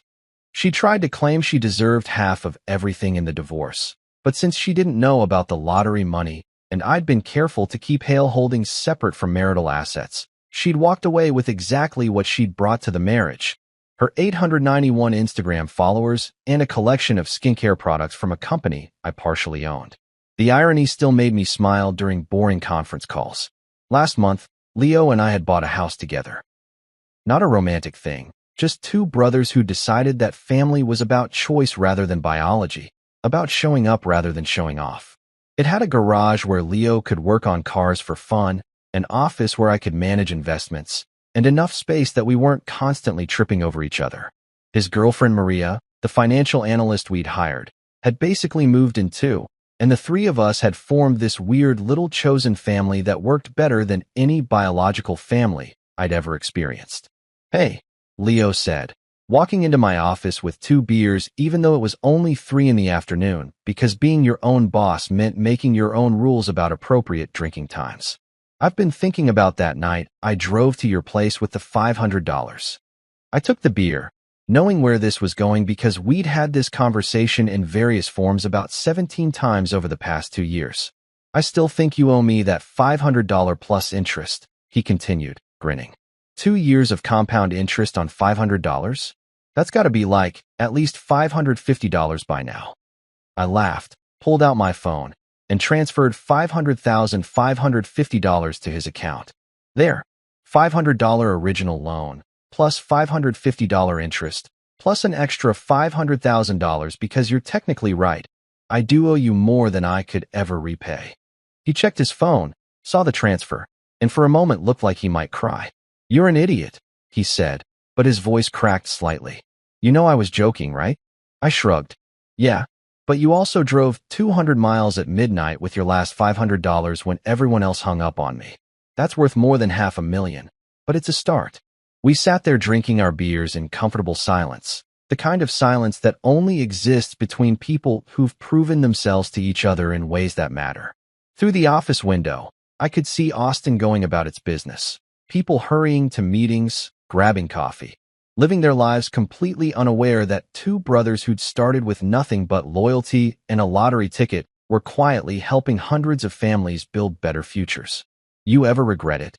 Leo asked suddenly. The experiment? Testing everyone like that. I thought about it, really thought about it. Did I regret discovering that my wife thought I was a loser? That my parents would charge me rent during a crisis? That my in-laws valued their cruise fund more than their son-in-law's survival? Not even a little, I said honestly. Because if I hadn't tested them, I never would have known for sure. And more importantly, I never would have seen you drop everything to help me. That moment, that phone call where you didn't hesitate, that changed everything. See, winning the lottery didn't change who I was fundamentally. The money was just money, numbers in an account that could buy things but couldn't buy character or loyalty or the kind of love that drives 200 miles at midnight. But pretending to lose everything? That showed me exactly who people were when the masks came off, when the performance ended, when it was just raw human nature making decisions about whether to help or abandon. And when you find that one person who doesn't even hesitate, who hears, "I need help," and responds with, "I'm on my way." That's the real jackpot. That's the thing worth more than $312 million or any amount of money anyone could win. Because money comes and goes, fortunes rise and fall, but the person who shows up with their last $500 when you need them most, that's family. That's everything. That's the only prize that actually matters. Leo raised his beer. To bad experiments that reveal good people, I clinked my bottle against his. To the only person who passed the test. We drank, and somewhere in the background, my phone buzzed with another message from my mother asking about dinner plans I'd never make. I ignored it, because I was already having dinner with the only family that mattered, the family I'd chosen, the family that had chosen me back, the family that proved loyalty beats biology every single time. My wife's father invited me to a fancy family dinner with all my relatives. Then my wife's dad stood up and announced to everyone, "We've decided to cut you out of the company's operation. You've never deserved it." Everyone laughed and agreed. "Dave, your wife's new partner will replace you." I smiled, took a sip, and quietly left 2 days later, complete family chaos. My name's Daniel Price, and if you're reading this thinking it's some kind of inspirational success story, buckle up, Buttercup, because you're about to be disappointed faster than a kid finding out Santa's just their drunk uncle in a rental costume. I'm 34 years old, which apparently is the perfect age to have a midlife crisis, a failing marriage, and a father-in-law who thinks he's the second coming of Warren Buffett if Warren Buffett had the personality of a tax audit and the charm of a parking ticket. For the past 7 years, I've been the chief operating officer of Harrington Global Holdings, which is a fancy way of saying I've been the guy who actually does all the work while a bunch of trust fund babies take credit for it at country club brunches. It's a family-owned real estate empire. And when I say empire, I mean the kind of business that makes money by convincing people that a 2-bedroom apartment with a view of a dumpster is a luxury urban experience. The whole operation is run by Richard Harrington, my delightful father-in-law, a man so convinced of his own brilliance that I'm pretty sure he thinks God personally calls him every morning for financial advice. Spoiler alert, if God's giving Richard investment tips, the Almighty needs to fire his broker. When Richard invited me to what he called a special family dinner, I actually thought, and yes, I know how stupid this sounds in retrospect, that maybe, just maybe, he was finally ready to discuss succession plans. You know, like a normal functioning family business would do. After all, I'd worked like a dog for 7 years straight, the kind of hours that would make sweatshop workers send me sympathy cards. I doubled the company's profits, streamlined operations that were messier than a toddler's art project, and personally bailed his golden boy son Greg out of not one, not two, but 3 catastrophically failed startups that burned through cash faster than a barbecue pit on the 4th of July. One of Greg's genius ideas was a subscription service for artisanal ice cubes. Ice cubes. I wish I was making this up. My wife Sabrina, bless her cold, calculating heart, said it would be a classy evening, which should have been my first red flag because Sabrina's definition of classy usually involves maximum drama and minimum empathy. She wore her favorite diamond bracelet to the dinner, the obscenely expensive one she calls motivation for marriage, which I'm pretty sure translates to the reason I tolerate you. I wore my best suit, the sharp navy one that actually fits properly, the one I bought myself because Richard believed, and I quote, that a son-in-law didn't deserve wardrobe stipends. Apparently, Marrying his daughter and saving his company from bankruptcy twice didn't qualify me for the executive clothing allowance. But hey, at least I got invited to Thanksgiving, right? Lucky me. As we pulled up to the Grand Magnolia, this ridiculously overpriced restaurant where appetizers cost more than most people's car payments, I had that eerie, unsettling feeling you get right before a horror movie starts. You know what I'm talking about? That false sense of calm. The pleasant background music playing while someone's about to get murdered holding a cocktail and wearing expensive shoes. The valet took our car with that professionally fake smile that rich people pay extra for, and Sabrina checked her makeup in her compact mirror like she was preparing for a photo shoot instead of a family dinner. Should have known something was up when she reapplied her lipstick 3 times. That's war paint, not dinner prep. The restaurant itself looked like someone had asked an interior designer, what would happen if Versailles and a Vegas casino had a baby, and then given them an unlimited budget and a cocaine problem? Everything was gold, cream, or crystal, the kind of place where even the napkins judge you. The host led us through the main dining room, past tables full of people who definitely had financial advisors and summer homes, toward a private room in the back that probably cost more to reserve than my first car. I should mention here that I'm not stupid. Well, clearly I was stupid enough to marry into this family and think I could earn their respect through hard work and competence, so maybe I am stupid, but I'm not usually this stupid. Something felt off the moment we walked into that private dining room. Maybe it was the way everyone stopped talking when I entered. Maybe it was how Sabrina's grip on my arm tightened just slightly, like she was either nervous or trying to keep me from escaping. Maybe it was the fact that her brother Greg couldn't make eye contact with me and suddenly found his bread plate fascinating. Or maybe, just maybe, it was because sitting at the table, grinning like he'd just won the lottery and slept with my wife, which, spoiler alert for later chapters, he probably did, was Mark. Mark, Sabrina's ex-boyfriend from college. Mark, who somehow still got invited to every single Harrington family event like he was an honorary member.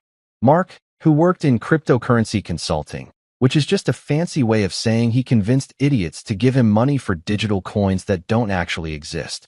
Mark, who wore too much cologne and had one of those faces that just screamed, I've never experienced consequences for my actions.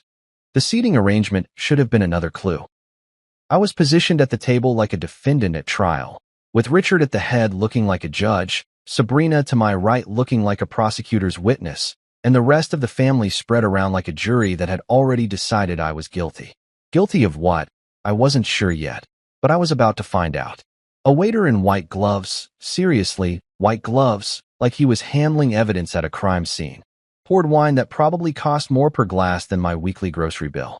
Everyone made small talk, that awful kind of forced conversation where people ask about your weekend but don't actually care about the answer. Greg mentioned something about golf. An aunt I'd met twice discussed her Pilates instructor. Uncle Raymond complained about capital gains taxes like it was a personal attack from the IRS specifically targeting him. And through it all, Richard sat there at the head of the table with this smile, this knowing, satisfied smile that made my stomach drop like I'd just crested the top of a roller coaster.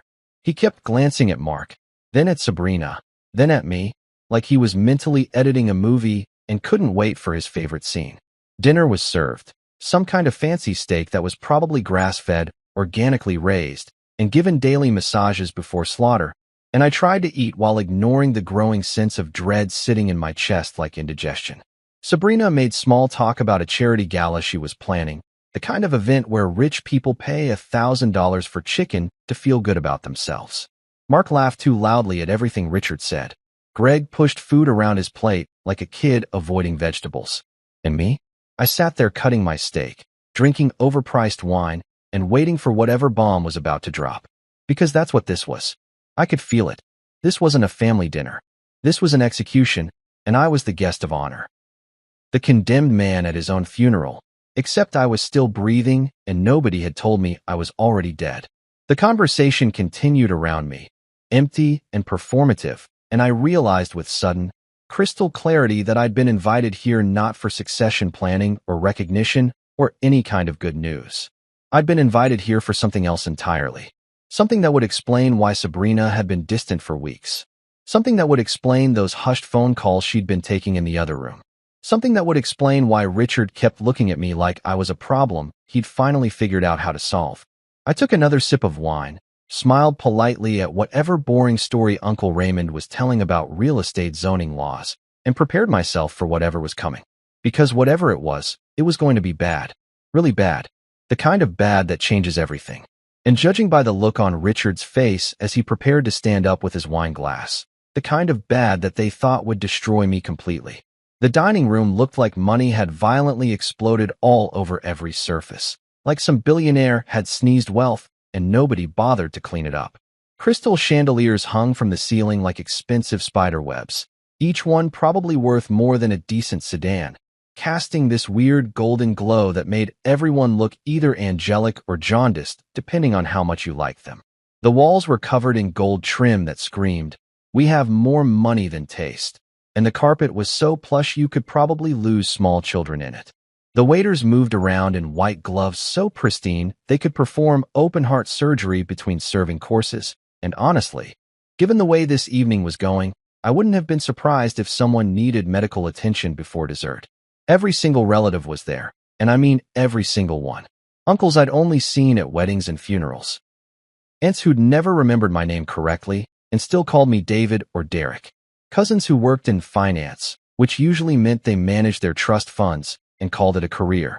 Even Sabrina's grandmother was there, the ancient one who smelled like mothballs and disappointment, sitting in the corner like the ghost of Christmas past judging everyone's life choices.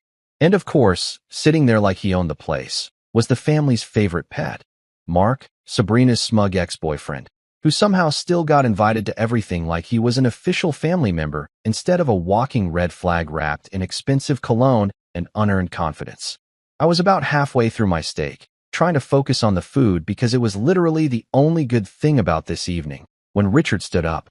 He moved slowly, deliberately, like a villain in a movie who's been waiting his whole life for this moment. He raised his wine glass high enough that the chandelier light hit it just right, making it sparkle like he was holding a tiny sun, and his grin was wide enough to hide every sin he'd ever committed, which, knowing Richard, was a lot. The entire table went quiet, that awful kind of silence where you can hear people breathing and the scrape of a fork sounds like a car crash. "Ladies and gentlemen," he announced, his voice booming with that fake warmth that rich people use when they're about to screw someone over, "we've made a very important decision about the future of Harrington Global Holdings." He paused for dramatic effect, because of course he did. Richard loved drama more than he loved profit margins, and that's saying something. "We've decided to cut Daniel out of company operations entirely. He's simply not what the firm needs anymore. His services, while appreciated in the past, are no longer required." Silence. Complete, total, suffocating silence. You could have heard a stock price drop. I sat there, fork frozen halfway to my mouth, steak juice probably dripping onto my expensive tie, trying to process what I'd just heard. And then, like someone had pressed play on the world's worst comedy show, came the laughter. Not uncomfortable, nervous laughter. Not awkward, don't know how to react laughter. No, this was genuine, delighted. We've been waiting for this laughter. My brother-in-law Greg literally started clapping like he'd just witnessed the season finale of his favorite show, and his favorite character finally got killed off. His hands came together in slow, deliberate applause, and that smirk on his face made me want to introduce his teeth to the dinner table. Mark, that cologne-soaked parasite, smirked so hard I thought his face might crack. "Guess that means there's an opening for a new COO, huh?" He said it casually, like he was asking about the weather, but his eyes were sparkling with something that looked an awful lot like victory. The audacity of this guy, this crypto bro who couldn't manage a lemonade stand without somehow losing money and creating an NFT about it, suggesting he could step into my role. Richard actually winked at him. Winked. Like they were sharing some inside joke that I was the punchline of. "Close, son," he said, and the fact that he called Mark son made my blood pressure spike so hard I probably could have powered a small city. "We've decided that Sabrina's business partner will be taking over operations instead. Fresh perspective, family values, someone we can really trust." Sabrina's business partner? I turned to look at my wife, this woman I'd been married to for 7 years, the woman I'd worked myself half to death for. The woman who was currently sipping her wine like she was a movie villain in slow motion, all calculated elegance and zero remorse. Our eyes met for just a second, and I saw absolutely nothing there. No guilt, No apology, no hint of the woman I thought I'd married. Just cold, pure calculation. "Don't make a scene," she whispered to me, leaning in close enough that only I could hear. Her breath smelled like expensive wine and betrayal. Her diamond bracelet, the motivation for marriage bracelet, caught the light and practically blinded me with its irony. I smiled. I actually smiled, because what else are you going to do when your entire life implodes at a dinner party? Cry? Beg? Flip the table over like some kind of reality TV star?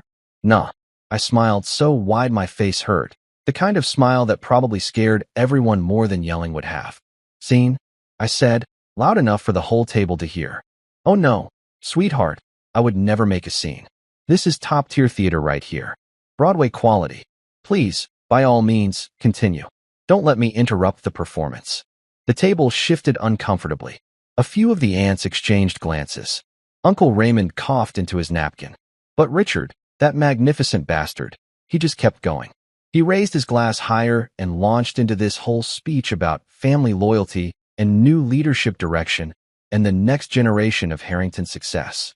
Every word was a knife, and he was really enjoying the stabbing. The family nodded along like trained seals, murmuring their approval, raising their glasses. Greg was still smirking. Mark was practically glowing. Sabrina maintained her ice queen composure, not looking at me, just staring straight ahead like I was already gone.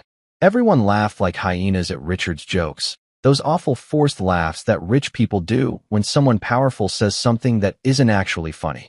And you know what? I joined in. I laughed too, but my laughter was different.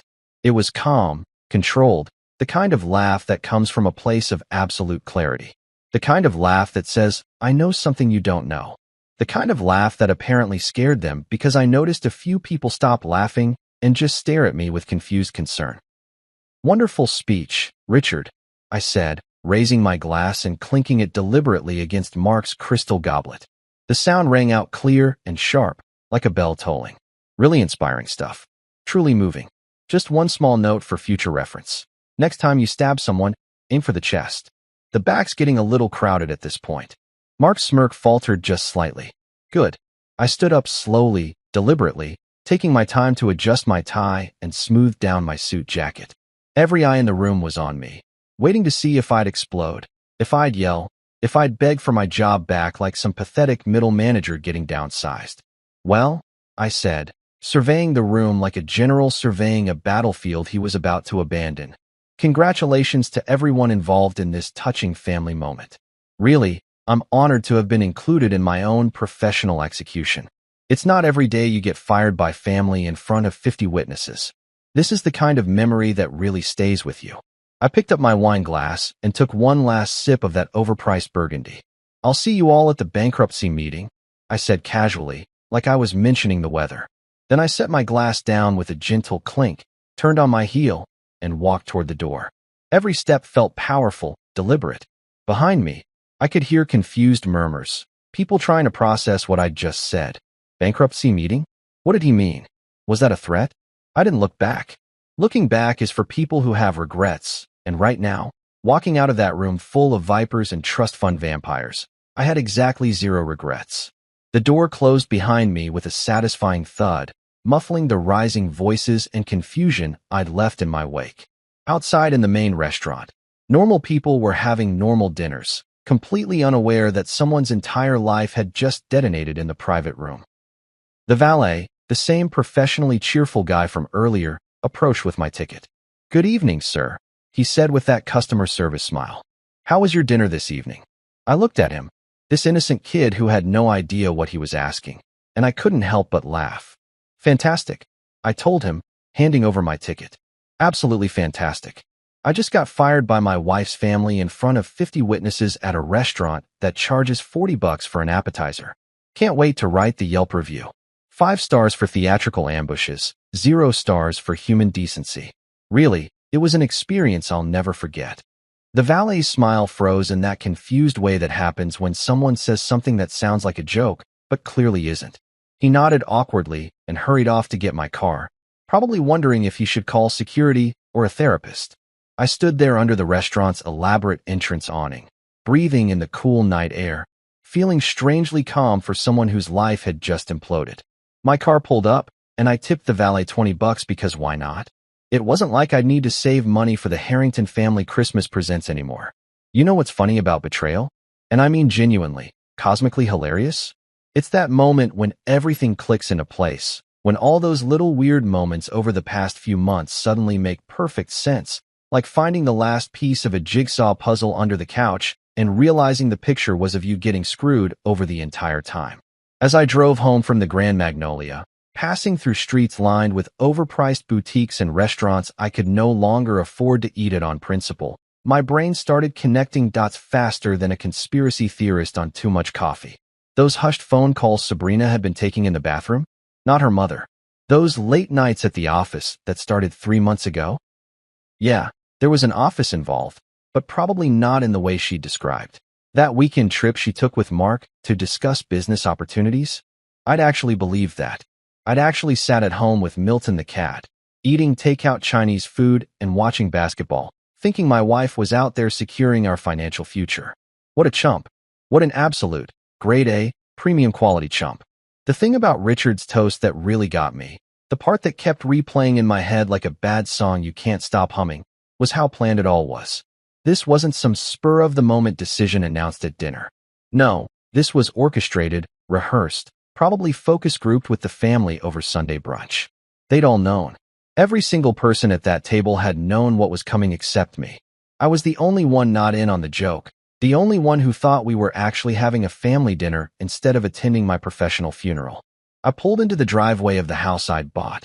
Well, technically the house Sabrina had picked out and I'd paid for, and just sat there for a minute in the car with the engine running. The house looked perfect from the outside. All neat landscaping and expensive exterior lighting, the kind of home that screams, successful people live here. What a lie that was. Successful people. I'd spent 7 years building someone else's empire while my own life crumbled like a cookie in a toddler's fist.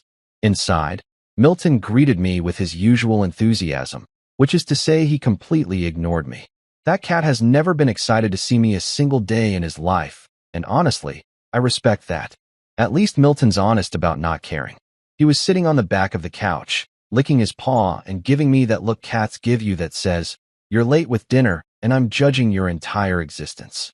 I poured myself 3 fingers of whiskey, the good stuff, the bottle I'd been saving for a special occasion, and hey, getting fired by your in-laws seems special enough. And collapsed onto the couch next to my emotionally unavailable feline roommate. "Milton," I said, raising my glass to the cat. "I just got fired at a fancy dinner party. Your thoughts?" Milton yawned, which felt like appropriate commentary on my life choices. Yeah, that's what I thought too. I took a long drink and let the whiskey burn its way down my throat, warming me from the inside while my entire outside life fell apart. I replayed the dinner in my head again, this time without the shock clouding my judgment, and started to notice things I'd missed in the moment. The way Greg wouldn't look at me when I first arrived, that wasn't guilt, that was excitement he was trying to hide. The way Aunt Patricia kept glancing at her watch like she was waiting for something to happen. The way Uncle Raymond had positioned himself near the door like he thought I might need to be physically removed. They'd all been waiting for the show. I was the entertainment, the main event, the reason everyone had actually shown up to this dinner. Daniel Price gets what he deserves, live and in person, dinner included. And Mark. Oh, Mark. That smug, cologne-drenched parasite had been sitting there the whole time knowing he was about to take my job, my position, my 7 years of grinding work, and probably sleeping with my wife while he was at it. The more I thought about it, the more obvious it became. Sabrina's business partner. Right. Because Sabrina had never shown any interest in actually working at Harrington Global before, but suddenly she had a partner who was conveniently her ex-boyfriend, and they were taking over operations together. Real subtle, guys. Really subtle. I finished my drink and poured another one, because why not? It's not like I had to wake up early for work anymore. I was officially unemployed, cut loose from the family business like a bad investment, 7 years of loyalty and doubled profits thrown out like yesterday's trash. But here's the thing they didn't know, the beautiful, perfect thing that made me smile into my whiskey glass like a maniac plotting revenge in a movie. I still had access to everything. See, while Richard was busy playing golf and Mark was busy being useless, I was the one who actually built the infrastructure that kept Harrington Global running. I designed the financial systems. I set up the payroll software. I organized the digital filing system for every contract, every deal, every slightly questionable business decision Richard had made over the past 7 years. And because I'm thorough, some might say paranoid, I prefer prepared. I'd backed everything up. Call it insurance. Call it foresight. Call it the survival instinct of a man who always knew, deep down, that working for family was going to bite him eventually. On my laptop, sitting innocently in a folder I'd labeled Vacation Photos 2023, because nobody ever looks at other people's vacation photos, was a complete backup of Harrington Global's financial records. And I mean complete. Bank statements showing offshore accounts in the Caymans. Ledgers detailing payments to shell companies that existed only on paper. Email chains discussing deals that were creative interpretations of tax law at best and outright fraud at worst. Payroll records showing bonuses paid to family members for jobs they didn't actually do. Everything. It was all there, organized, dated, backed up in triplicate across 3 different cloud services because I'm not an amateur. Milton jumped down from the couch and padded over to his food bowl, meowing in that demanding way that cats do when they think the world revolves around them. I got up to feed him, still holding my whiskey, and realized something important. They thought they'd embarrassed me tonight. They thought they'd broken me, humiliated me in front of the whole family, put me in my place. Cute. Really cute. What they'd actually done was free me from any remaining loyalty I might have had. They'd cut the last thread connecting me to their circus of nepotism and fraud. You know what, Milton? I said, scooping cat food into his bowl while he wound around my ankles, pretending he loved me for 30 seconds. I think tomorrow's going to be a really interesting day at Harrington Global. Milton didn't care. He never does. But I cared. Oh boy, did I care. I cared with the intensity of a man who'd just been publicly humiliated and happened to have detailed evidence of financial crimes sitting on his laptop. I went back to the couch, opened my laptop, and looked at that folder. Family Chaos Starter Kit. I'd renamed it about 6 months ago during one of Sabrina's mysterious business trips. Inside were subfolders organized by category: questionable tax strategies, offshore fun times, shell company adventures, payments to non-existent consultants, and my personal favorite. That time Richard definitely committed securities fraud, but called it innovation. The beautiful thing about being the COO is that you see everything. Every transaction crosses your desk. Every deal needs your approval. Every sketchy business decision that Richard made while convinced he was smarter than the SEC got documented, filed, and backed up by yours truly. At the time, I told myself I was just being thorough, just keeping good records in case we ever got audited. But deep down, some part of me must have known this day was coming. Some part of me was smart enough to keep insurance. I took another sip of whiskey and started reading through the files, refreshing my memory on just how creative Harrington Global had gotten with interpreting financial regulations. There was some truly impressive stuff in here, the kind of accounting that would make a forensic auditor weep with either joy or horror, depending on which side they were on. Richard had been running this company like his own personal piggy bank, moving money around like a shell game, paying himself and his family through so many different channels that it probably qualified as performance art. And now they wanted to hand all of this to Mark? Mark, who couldn't manage his way out of a paper bag with GPS and a machete. Mark, whose idea of business strategy was posting motivational quotes on LinkedIn and calling it networking. This was going to be entertaining. This was going to be so entertaining that I almost felt bad for what was about to happen. Almost. But then I remembered Greg's clapping and Richard's smug smile and Sabrina's cold, "Don't make a scene." And suddenly, I didn't feel bad at all. Milton finished his food and jumped back onto the couch, settling into a spot that was definitely where I'd been sitting, because cats are tiny furry tyrants. I moved over to make room for him and kept scrolling through files. 7 years of work. 7 years of loyalty. 7 years of saving Richard's company from his own terrible decisions, of covering for Greg's incompetence, of making Sabrina look good at charity events by actually organizing the things she took credit for. And this was my thank you. A public firing at a fancy restaurant, orchestrated like a reality TV show, with my ex-COO position going to my wife's ex-boyfriend, who probably couldn't spell fiduciary responsibility, even with autocorrect. Well, if they wanted to play family politics, I could play too. Except I had something they didn't have, documentation, preparation, and absolutely nothing left to lose. They'd cut me out of the company thinking I'd just disappear quietly, maybe sign some severance agreement with a non-disclosure clause, fade into the background like a bad employee they were happy to be rid of. They had no idea who they were dealing with. I wasn't some random hire they could dismiss. I was the guy who knew where all the bodies were buried, and I'd helpfully created a map with GPS coordinates. I smiled at my laptop screen, at all those carefully organized folders full of evidence, and raised my glass in a solitary toast. To family loyalty, I said to Milton and the empty room, and to teaching them what happens when you mistake kindness for weakness. Milton blinked slowly at me, which in cat language either means, I love you, or, you're being dramatic and I don't care. Probably the latter, but that was okay. Tomorrow, the Harringtons were going to care very much indeed. I woke up the next morning on my couch with Milton sitting directly on my chest, staring at me with those judgmental green eyes that cats use to communicate their deep disappointment in your existence. My neck hurt from the weird angle I'd fallen asleep at. There was an empty whiskey glass on the coffee table next to my laptop, and for about 3 blissful seconds, I thought maybe last night had been some kind of stress-induced nightmare brought on by too much work and not enough therapy. Then reality came crashing back like a freight train made of embarrassment and family betrayal. And I remembered that nope, it was all real. I really had been fired at a fancy dinner party. That actually happened.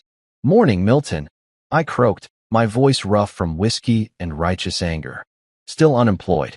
Living the dream. Milton responded by kneading his claws into my chest through my dress shirt, which I'd apparently slept in because I'm a functional adult making great life choices. I pushed him gently off me and sat up, my back protesting every movement like I'd spent the night wrestling alligators instead of drinking alone and plotting revenge. My phone was buzzing on the coffee table, vibrating itself slowly toward the edge like it was trying to escape, and I had a pretty good idea what that meant. The damage control had begun. I picked up my phone and scrolled through the notifications, each one more entertaining than the last. 17 missed calls, 32 text messages, 8 emails. It was like Christmas morning if Christmas was about your life falling apart and everyone wanting to weigh in on it. I opened the messages first because I like to start my day with a good laugh, and boy, did the Harrington family deliver. Richard had texted at 6:30 in the morning, because of course he had. The man probably woke up at 5 to do power yoga and yell at his stock portfolio. Daniel, we need to discuss severance terms and transition protocol. Please come to the office at 9 a.m. Keep this professional. Professional. The man fired me at a dinner party in front of 50 relatives, and he wanted to keep things professional. That was like punching someone in the face at a wedding and then asking them to please not bleed on the cake. Greg's message was even better. Dude, you really blew it last night. Dad is furious. That whole bankruptcy comment? Not cool, man. We're family. You should have just taken it with grace. Taken it with grace. I should have gracefully accepted being publicly humiliated and replaced by Sabrina's ex-boyfriend. Sure, Greg. Let me just gracefully accept the knife in my back. Maybe I should have thanked them for the opportunity to be betrayed. Written a thank you note. Dear Harrington family, thanks so much for the years of exploitation and the memorable firing experience. The dinner was lovely. Then there was Mark's message, and this one actually made me laugh out loud. A sharp barking sound that startled Milton off the arm of the couch. Just a winking emoji. That's it. No words, just a winking emoji at 7:15 in the morning from the guy who was taking my job.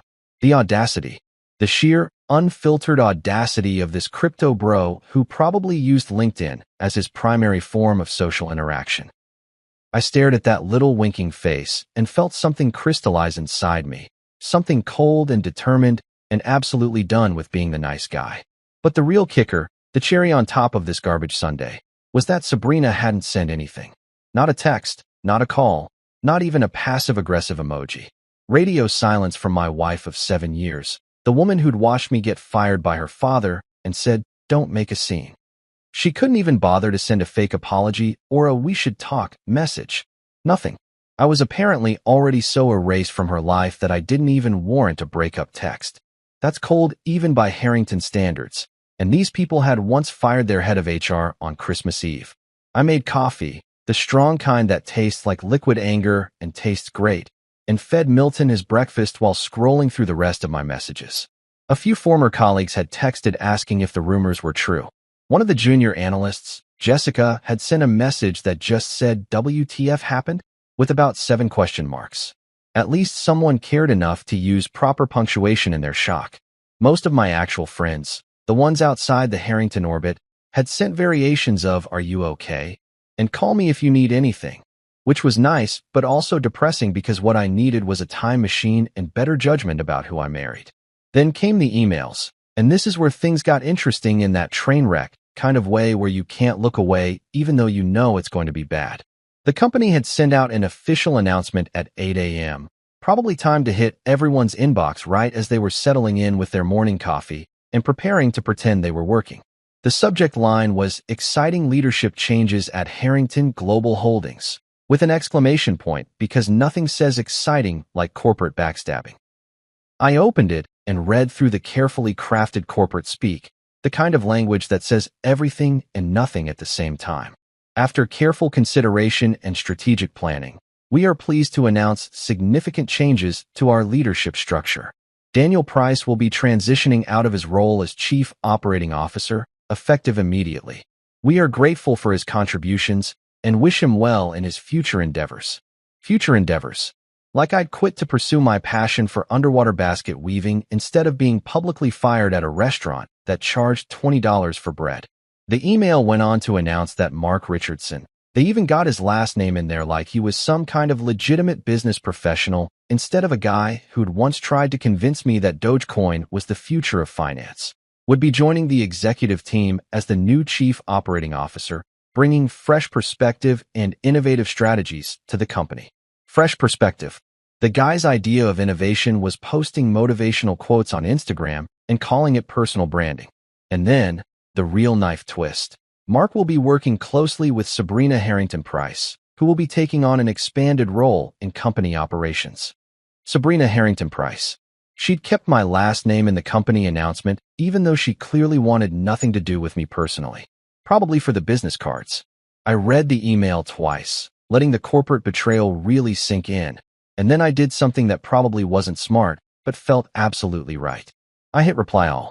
That beautiful, dangerous button that every corporate training warns you about. The one that can either be used for good or for spectacular self-destruction.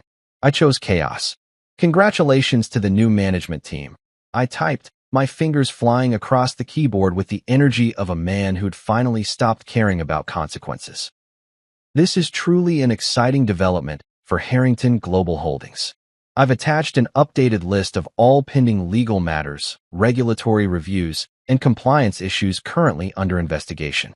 Some of the names involved may look familiar, but I'm sure the new leadership team will handle everything with the same level of integrity and professionalism that went into this transition. Best of luck to everyone involved. You're going to need it. Then I attached a document. Not the full nuclear option, I was saving that for later, but enough to make everyone very, very nervous. A simple spreadsheet listing every audit, investigation, and regulatory inquiry that Harrington Global was currently facing, complete with case numbers and which family members were named in which investigations. Nothing classified, nothing confidential, just publicly available information organized in one convenient, deeply concerning document. I hit send before I could talk myself out of it and watched the email whoosh away into the digital void. 10 seconds of silence. Then my phone started ringing. Not buzzing, not dinging with texts, but actually ringing with that old-fashioned phone call sound that meant someone was panicking hard enough that typing wasn't fast enough. I looked at the caller ID. Patricia Morrison, head of legal for Harrington Global, the woman who'd been with the company for 20 years and had probably seen every terrible decision Richard had ever made. I answered on the third ring, taking a sip of my coffee first because I wanted her to wait. Daniel. Patricia's voice came through tight and controlled, the vocal equivalent of someone trying not to scream in a library. What did you just send? She wasn't asking for clarification. She knew exactly what I'd sent. She was asking what the hell I was thinking sending it to the entire company. Just a friendly reminder about our ongoing legal obligations, I said cheerfully, scratching Milton behind his ears while he purred and judged me simultaneously. I thought the new management should be aware of all current compliance matters. Transparency is so important in leadership transitions, don't you think? Daniel, that list includes. She paused, and I could hear papers rustling. Probably her printing out my email in a panic. That includes pending SEC investigations, IRS audits, and 3 different regulatory reviews. Half of these investigations name Richard personally. You just sent this to 400 employees. 473. Actually, I corrected. I included the satellite offices. Wouldn't want anyone to feel left out of the excitement. There was a long pause. Then Patricia, bless her, started laughing. Not hysterical laughter, but the kind of exhausted, I can't believe this is happening laugh that comes from someone who'd probably wanted to do exactly what I just did for about 15 years, but couldn't because she needed her paycheck. You know Richard is going to lose his mind, right? She said, still laughing. He's probably already having a stroke in his office. Patricia, between you and me, I hope he's having a very educational morning, I said. Think of it as my parting gift to the company. A little reality check about what happens when you prioritize nepotism over competence. They're going to sue you, she warned, but she didn't sound particularly concerned about it. If anything, she sounded almost impressed. For what? Sending publicly available information in a company email? Good luck with that. I took another sip of coffee. Besides, I haven't even started yet. This was just the appetizer. Tell Richard I'll be happy to discuss severance terms, but I think we both know how that conversation is going to go. Patricia sighed. You know, when you first started here, I told Richard you were too smart for your own good. I should have warned you instead. Good luck, Daniel. Something tells me you're going to be just fine.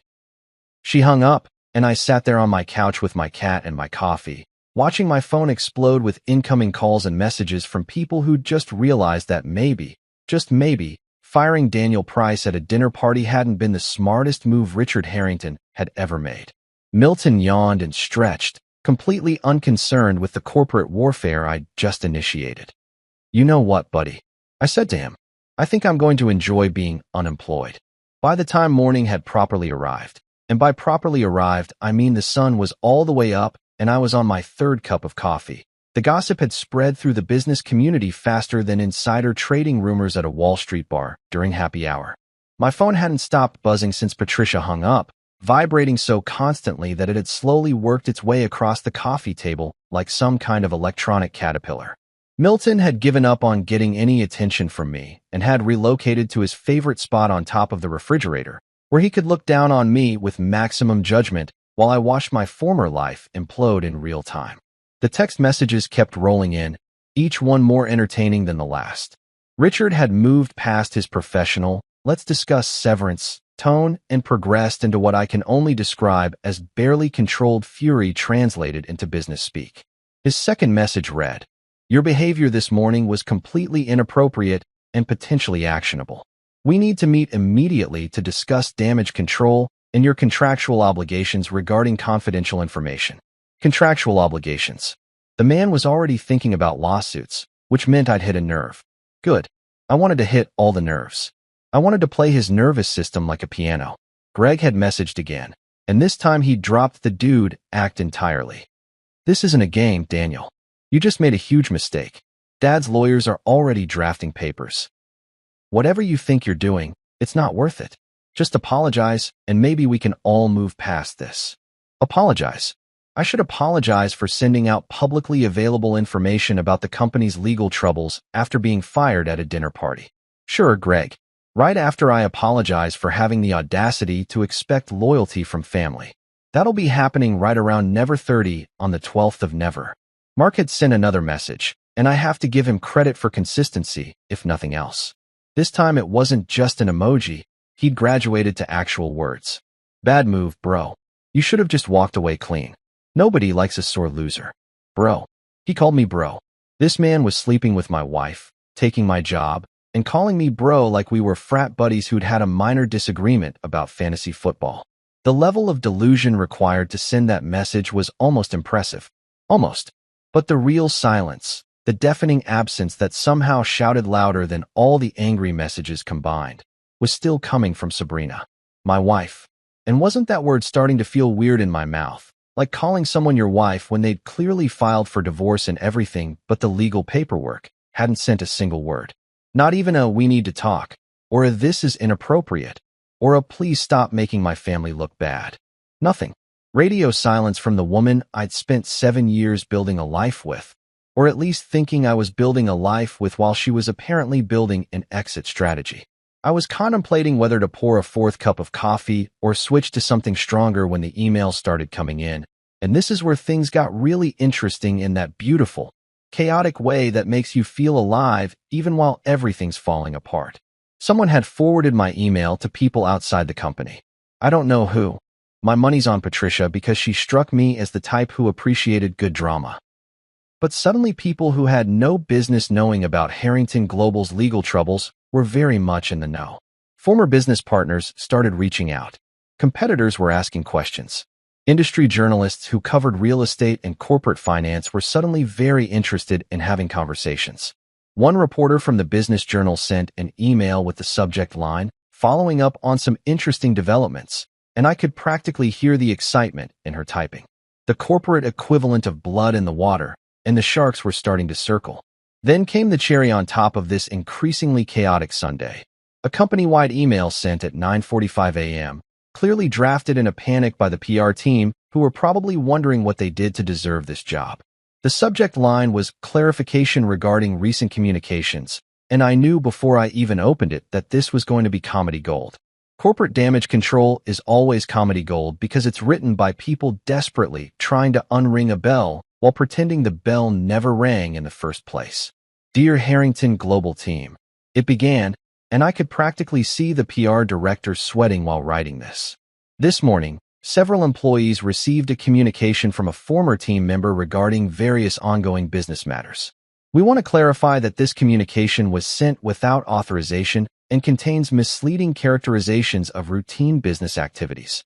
All listed matters are being handled appropriately by our legal team and pose no threat to company operations or reputation. We ask that you disregard this communication and direct any questions to HR or your immediate supervisor. Thank you for your continued dedication to Harrington Global Holdings.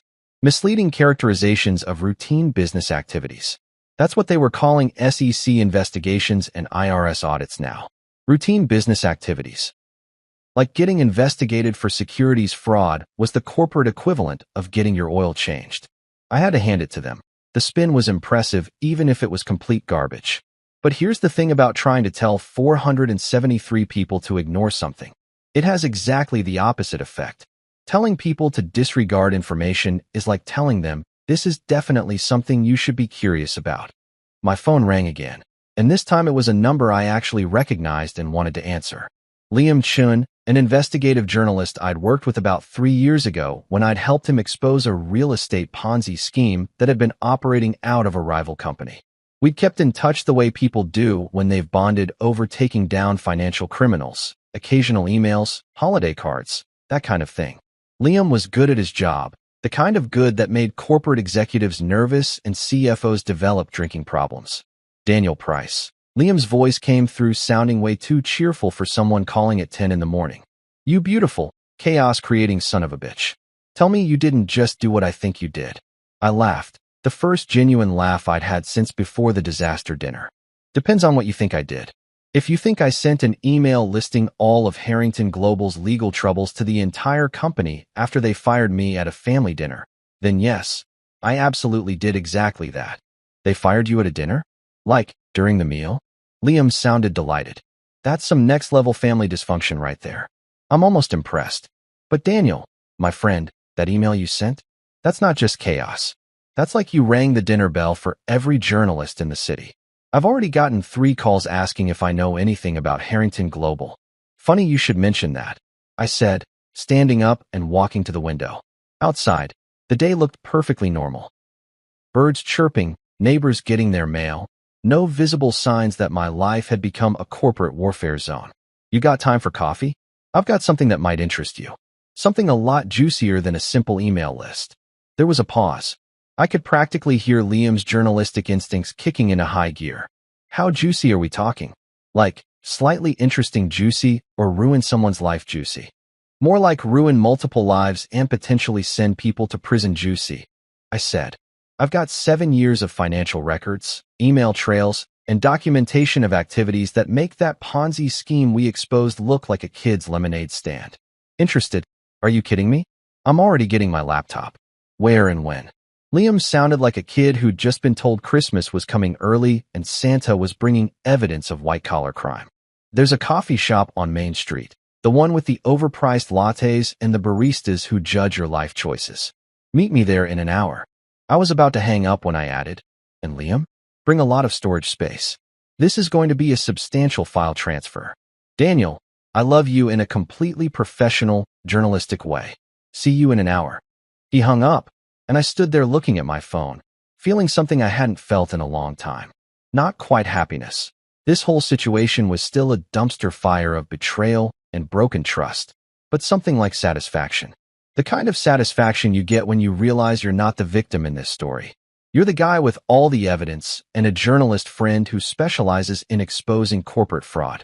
My phone buzzed again with another text from Richard, this one apparently written by his lawyers because it was full of words like cease and desist and legal ramifications and immediate compliance required. I read it twice, smiled, and then did something that probably wasn't mature but felt absolutely right. I responded with a single sentence, "See you at the bankruptcy meeting," followed by a smiley face emoji because if Mark could communicate in emojis, so could I. Then I blocked Richard's number. And Greg's. And Mark's. Not Sabrina's, though. I wanted to see if she'd ever actually bother to reach out, or if I'd just been ghosted by my own wife. I had a feeling I knew which way that was going to go, but there was something darkly funny about waiting to see if the woman I'd married could even be bothered to send a "we should probably get divorced" text. I took a shower, got dressed in actual clothes instead of yesterday's wrinkled dress shirt, and made sure Milton had enough food and water to sustain his judgmental existence while I was out destroying my former in-law's business empire. He watched me from his perch on the refrigerator with those green eyes that somehow conveyed both complete indifference and total awareness that something interesting was happening. "Milton," I said, grabbing my laptop bag and checking that the external hard drive with all my backed-up files was safely inside. "If anyone calls asking where I am, tell them I'm out having coffee with a journalist and planning the downfall of a corrupt real estate empire. Think you can handle that?" Milton yawned, which I took as confirmation. I locked the door behind me and headed to my car, feeling lighter than I had in months. Maybe it was the lack of job stress. Maybe it was the freedom of having nothing left to lose. Or maybe it was just the pure, simple joy of knowing that Richard Harrington was probably in his office right now, reading my response, and realizing that the son-in-law he'd so casually discarded at a dinner party wasn't going to disappear quietly into the background. The drive to the coffee shop took 15 minutes, and I spent the whole time thinking about exactly how much information to give Liam. All of it. Just enough to start an investigation. The beautiful thing about having 7 years of documented evidence is that you can portion it out like a really satisfying revenge meal, serving up course after course of corporate malfeasance until everyone's too full of scandal to eat anymore. The coffee shop on Main Street was exactly the kind of place where you'd expect to plan the downfall of a corrupt real estate empire. All exposed brick walls, reclaimed wood tables, and baristas with master's degrees who made your latte while silently judging every life choice that led you to ordering a $5 coffee.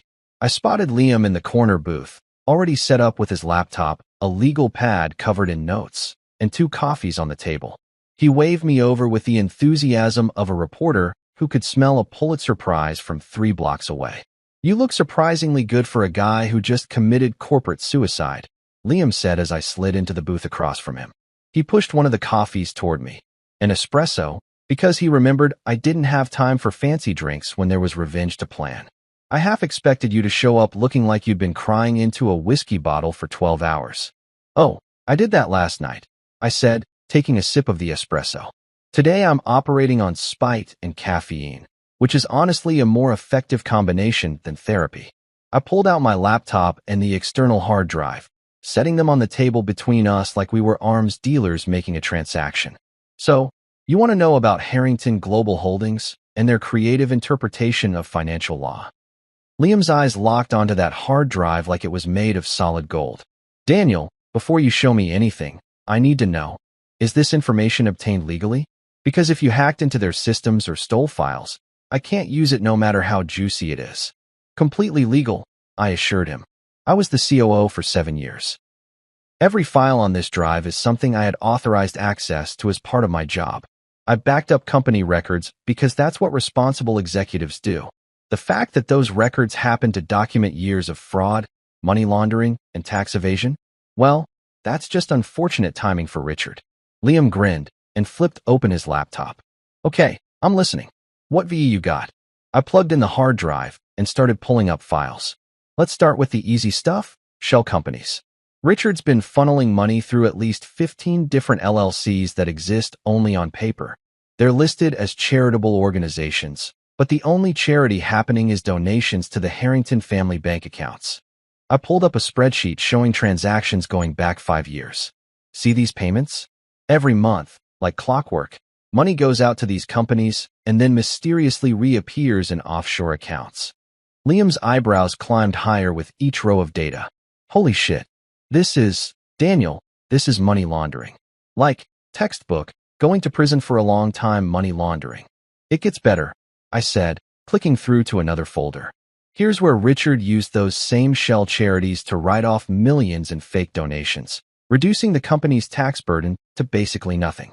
The IRS has been sniffing around for 6 months, but they haven't connected all the dots yet. I have all the dots. I have a dot map with GPS coordinates and a legend. For the next hour, I walked Liam through 7 years of financial crimes, each one more brazen than the last. Fake consulting contracts paid to family members who never did any actual work. Real estate deals structured to avoid capital gains taxes through a series of paper transfers that would make a shell game operator jealous. Misuse of company funds that technically qualified as embezzlement. It was a greatest hits album of white-collar crime, and Richard Harrington was the lead singer. You realize what you're giving me here, Liam said, his fingers flying across his keyboard as he took notes. This isn't just a story. This is a multi-part investigative series. This is career-making journalism. Daniel, why are you doing this? And don't say revenge, because this goes way beyond getting even. I leaned back in the booth and thought about that question. Why was I doing this? Yeah, there was revenge involved. I'd be lying if I said watching Richard squirm wasn't satisfying. But it was more than that. You know what the worst part is? I spent 7 years making this company successful. I actually believed in it. I thought we were building something legitimate, something that mattered. And the whole time, Richard was using it as his personal criminal enterprise while I was too busy working to notice. So yeah, part of this is revenge. But part of it is just wanting people to know the truth. They fired me to cover their tracks. They brought in Mark because he's too stupid to ask questions. This was never about new leadership or fresh perspectives. This was about getting rid of the one person who knew where all the bodies were buried. Liam nodded slowly, still typing. Okay, so here's what I'm thinking. I need a few days to verify everything, cross-reference the documents, maybe reach out to some sources at the SEC and IRS. But Daniel, if even half of this checks out, and I'm betting it all checks out, I can have the first article ready by this weekend. The company's got that big shareholders gala on Saturday night, right? The annual shareholders gala at the Metropolitan Grand Ballroom, I confirmed. Black tie, champagne, Richard giving a speech about the company's bright future. It's his favorite night of the year. He loves standing up there pretending he's a legitimate businessman instead of a guy who should be wearing an orange jumpsuit. Perfect, Liam said, and his smile was the kind of smile that meant bad news for someone. Here's what we do. I published the exposé Saturday morning. It hits the news cycle right before the gala. By the time Richard steps up to that podium, every shareholder in the room will have read about his criminal activities. You want revenge? I'll give you revenge with a national audience. I thought about it for exactly 3 seconds. Do it. Publish everything. I want the whole world to know what Richard Harrington really is. Then I had an even better idea. Actually, Liam, you know what would make this perfect? If I showed up to the gala anyway, uninvited, just walked right in and watched Richard's face when he realizes his whole empire is collapsing in real time. Liam laughed so hard he nearly knocked over his coffee. You're insane. I love it. But Daniel, seriously, are you ready for this? Once this article drops, there's no going back. The Harringtons are going to come after you with everything they've got. Lawsuits, character assassination, probably threats. Are you sure you want to go to war with these people? I finished my espresso and looked Liam straight in the eye. They already went to war with me. They fired me at a dinner party, replaced me with my wife's ex-boyfriend, and thought I'd just disappear quietly. I'm not starting this war, Liam. I'm just finishing it. And I'm finishing it with evidence, documentation, and a journalist who knows how to write a hell of a story. So yeah, I'm ready. Publish everything. Let's burn it all down. Saturday night arrived with the kind of perfect timing that makes you believe the universe occasionally gets its act together just to watch rich people suffer. I spent the day watching Liam's article spread across the internet like wildfire in a drought. Each share and retweet another nail in Richard Harrington's professionally polished coffin. The headline was beautiful in its simplicity. Harrington Global Holdings, a real estate empire built on fraud, shell companies, and family greed. Liam hadn't pulled any punches, and the article was currently trending on 3 different business news sites and had been picked up by 2 major national outlets. The Metropolitan Grand Ballroom was exactly the kind of venue where you'd expect corrupt real estate moguls to celebrate themselves. Massive chandeliers dripping crystal like expensive tears, champagne flowing like someone had tapped directly into a vineyard, and enough black-tie pretension to choke a diplomat. I showed up wearing my best suit, the same one I'd worn to the disaster dinner, because I'm nothing if not consistent. The security guard at the entrance checked the guest list, didn't find my name because obviously I wasn't invited to my own professional funeral's anniversary party, and looked at me with that particular expression that says, "Sir, I'm going to need you to leave." "I'm here returning company property," I said smoothly, holding up a USB drive like it was a golden ticket.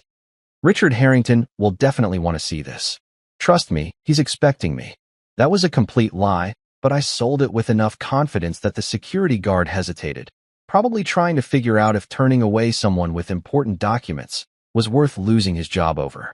Before he could make a decision, I spotted Patricia from legal coming out of the ballroom, probably looking for a quiet place to check her phone and avoid small talk with shareholders. She saw me, her eyes went wide, and then, bless this woman, she started laughing. Actually laughing, right there in the fancy lobby with its marble floors and judgmental oil paintings of dead businessmen. "Daniel Price, you beautiful disaster," she said, walking over. "Please tell me you're here to cause chaos." "Would I do that?" I asked innocently. "In a heartbeat," she said, still grinning. Richard's inside having a panic attack disguised as a welcome speech. Half the shareholders read Liam's article this morning, and the other half are getting caught up via whispered gossip. It's like watching the Titanic sink in slow motion while the band plays, and everyone pretends the iceberg is just an ice sculpture. She paused. "You should absolutely go in there." The security guard looked between us, clearly confused about whether I was a threat or an invited guest or some weird corporate third option. Patricia solved his dilemma by saying, "He's with me. Legal business." Then she linked her arm through mine and walked me straight past security into the ballroom like we were attending prom instead of corporate Armageddon. Inside was even better than I'd imagined. The room was packed with shareholders, board members, business partners, and all the usual suspects who show up when there's free expensive food and networking opportunities. But the atmosphere was wrong. Usually these events have this buzz of optimistic greed, everyone excited about profits and expansion and whatever other buzzwords justify their existence. Tonight felt like a funeral where nobody was quite sure if they should admit the deceased was murdered. Richard was standing near the front of the room by the podium, and I have to say, he looked terrible. His face had that gray quality people get when they're trying to smile through a heart attack. He was surrounded by board members and family. I spotted Greg looking like he'd aged 5 years in 5 days, and Sabrina standing off to the side, checking her phone like she could somehow scroll away from reality. Mark was conspicuously absent, which probably meant he'd jumped ship the second things got messy, because of course he had. The moment Richard saw me, his face went from gray to purple so fast I worried he might actually stroke out right there on the ballroom floor. He said something to Greg, who turned around and spotted me, his expression cycling through shock, anger, and what might have been fear in the span of about 3 seconds. People were starting to notice the commotion. Phones were coming out, and I could feel that electric moment of anticipation building like we were all waiting for a bomb to go off. I walked straight toward Richard, Patricia trailing behind me like my corporate attorney/bodyguard/friend who appreciated good drama. The crowd parted like I was radioactive, which honestly wasn't far from the truth given that I'd just torpedoed this entire company's reputation from orbit. Richard stepped forward to intercept me, probably planning to have security throw me out before I could say anything, but I beat him to it.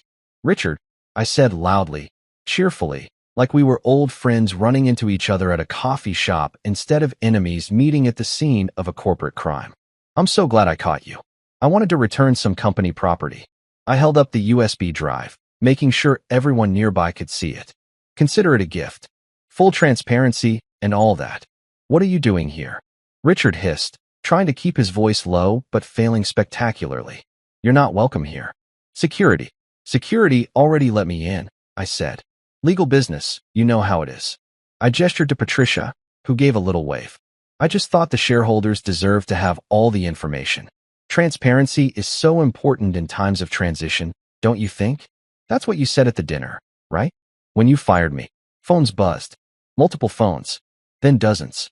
It was like watching a wave of notifications crash through the room as Liam's follow-up article dropped. He timed it perfectly for maximum impact. I'd given him a heads up that I was crashing the gala, and he'd saved some of the juiciest details for a Saturday evening bombshell. The headline notifications lit up screens all around us. Breaking: new documents show Harrington global executives named in multiple federal investigations. Richard's face went from purple to white. Murmurs spread through the crowd like wildfire. I saw shareholders frantically reading their phones, saw board members exchanging panicked glances, saw the exact moment everyone in that ballroom realized they were potentially implicated in or financially tied to a criminal enterprise. It was beautiful. It was perfect. It was everything I'd hoped for and more. "To loyalty," I said, raising an imaginary glass toward Richard. "And to family values. And to what happens when you mistake kindness for weakness." Then I placed the USB drive on the table next to him. It was actually empty, just a prop. All the real evidence was already with Liam, and probably the SEC by now, and turned to leave. "You've destroyed everything," Richard shouted after me, abandoning all pretense of dignity. "You've ruined this company, ruined this family." I stopped and turned back, making sure my voice carried across the entire ballroom. "No, Richard, you destroyed it. I just wrote the press release." Then I walked out of that ballroom with Patricia laughing beside me, leaving behind the sound of Richard Harrington's empire crumbling to the soundtrack of buzzing phones and panicked conversations. Sunday morning, I woke up to discover that the Harrington family meltdown had gone viral. And I mean viral in that beautiful, schadenfreude-filled way where the internet collectively decides that watching rich people suffer is better entertainment than anything Netflix could produce. I made coffee, settled onto my couch with Milton curled up beside me radiating his usual indifference, and turned on the news to find that every major business channel was covering the story like it was the financial scandal equivalent of the Super Bowl. The best part? News vans had descended on the Harrington estate like a biblical plague of journalism. I'm talking satellite trucks, reporters with perfectly styled hair doing live shots from the end of the driveway, helicopter footage of the mansion that made it look like a crime scene, which technically it kind of was. Richard's house, this massive colonial monstrosity that screamed, "I have more money than taste," was completely surrounded. You couldn't see the front door without also seeing at least 3 camera crews and a reporter explaining to viewers that yes, this was indeed where alleged white-collar criminals lived. I switched between channels with the dedication of someone watching their favorite sports team. Except instead of football, it was the systematic destruction of my former in-law's reputation, and I was way more invested in the outcome. Channel 7 had a financial analyst explaining how shell companies work to an audience that probably didn't care, but was watching anyway, because the scandal was juicy. Channel 4 had obtained photos from the gala showing Richard's face going through the 5 stages of grief in real time. Channel 11 had somehow gotten an interview with one of the Harrington Global shareholders who was using words like betrayed and criminal negligence, and "I'm definitely suing." But the absolute cherry on top of this schadenfreude Sunday was the footage of the family trying to do damage control. And by damage control, I mean publicly blaming each other like rats abandoning a sinking ship. Except the rats were wearing designer clothes and had PR teams frantically trying to stop them from talking to reporters. Greg had apparently given an interview, without consulting the lawyers, bless his stupid heart, where he tried to distance himself from his father's business decisions. "I was never involved in the financial side of things," he told a reporter while standing in front of what looked like a country club. That was all my father and Daniel Price. I'm just as shocked as everyone else. The audacity of this man to throw me under the bus when I was the one driving the bus directly through his family's reputation was almost impressive. Almost. Then Mark, because of course Mark couldn't resist inserting himself into the drama, had posted something on LinkedIn that was so tone-deaf it had already become a meme. In times of crisis, true leaders emerge. Looking forward to guiding Harrington Global through this challenging period with integrity and vision. #leadership, #business ethics, #new beginnings. The comments section was absolutely destroying him. Someone had replied, "You've been COO for 5 days and the company is under federal investigation. Congratulations on your speed run of corporate destruction." That comment had about 3,000 likes. But Sabrina. Oh, Sabrina took the prize for most spectacular public implosion. She'd apparently done an interview with Channel 7, again, without legal counsel, which made me wonder if the entire family had decided that lawyers were optional during federal investigations, where she tried to position herself as a victim. "This has been incredibly stressful for our family," she said, dabbing at her eyes with a tissue while wearing sunglasses that probably cost more than most people's monthly rent. "My father worked his whole life to build this company, and to see it attacked like this by someone we trusted, someone we welcomed into our family, it's devastating." I actually laughed out loud at that, startling Milton, who gave me a look that suggested I was disturbing his very important napping schedule. Someone we trusted. Someone we welcomed into the family. The revisionist history was astounding. I'd been part of that family for 7 years, worked myself half to death for their company, and gotten fired at a dinner party for my trouble. But sure, Sabrina, I was the problem here.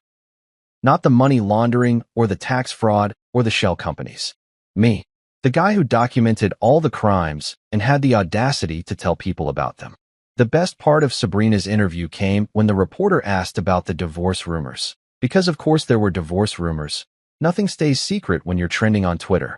"Daniel and I are working through some personal issues," she said, which was a fascinating way to describe, "My husband exposed my family's criminal enterprise, and I haven't spoken to him in a week."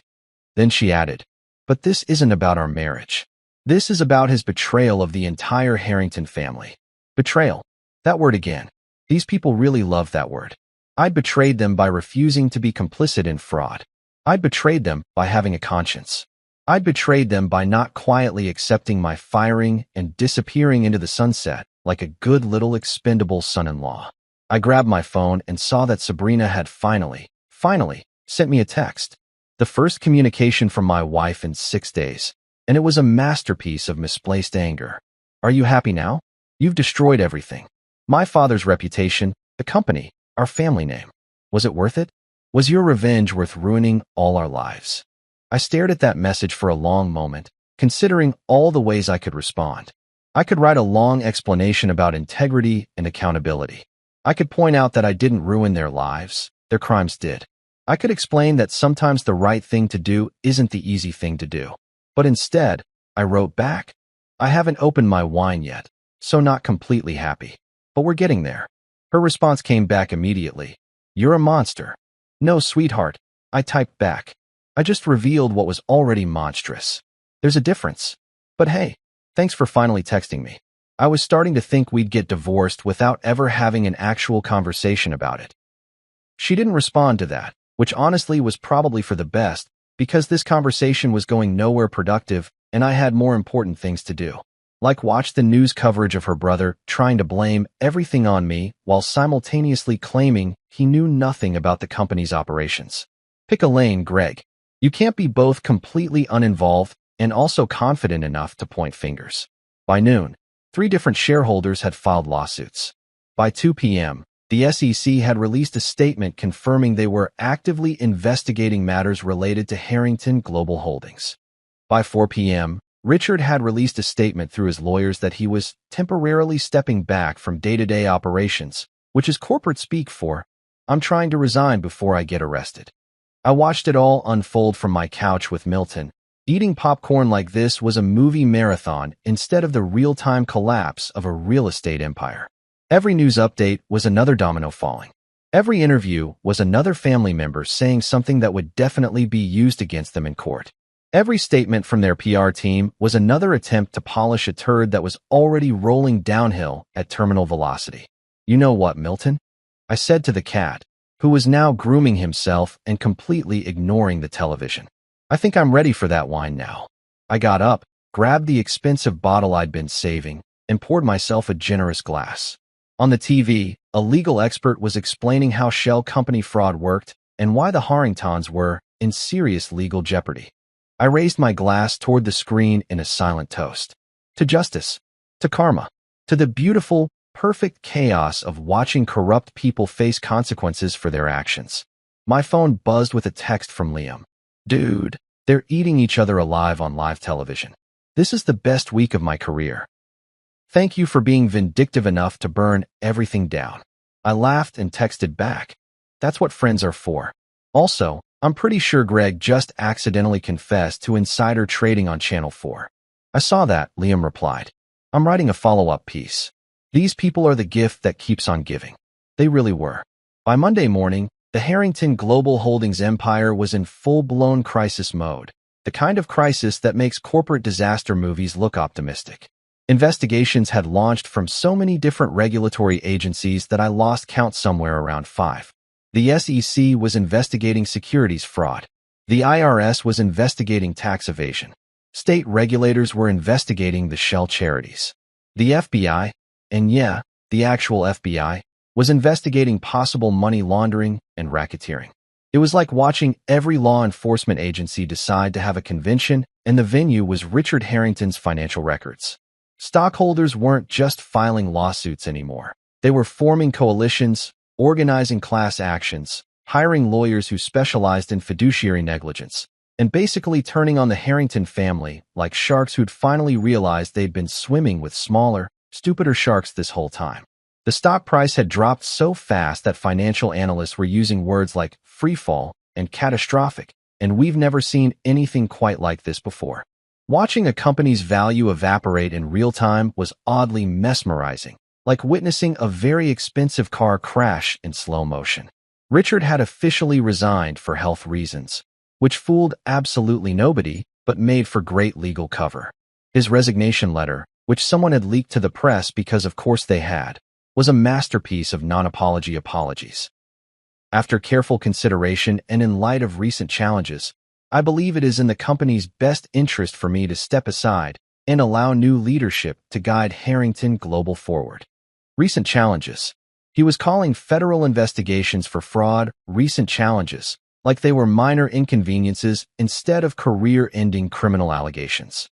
Sabrina had filed for divorce, citing irreconcilable differences in the paperwork, which was lawyer speak for, "My husband blew up my family's criminal enterprise, and I need to distance myself before I get implicated." Her lawyer had reached out to my lawyer, because yes, I'd hired a lawyer, a really good one who specialized in high-profile divorces and had a reputation for absolutely destroying opposing counsel, with a proposal for a clean separation with minimal disruption. Translation: please don't air all our dirty laundry in divorce court while my family is already drowning in scandal.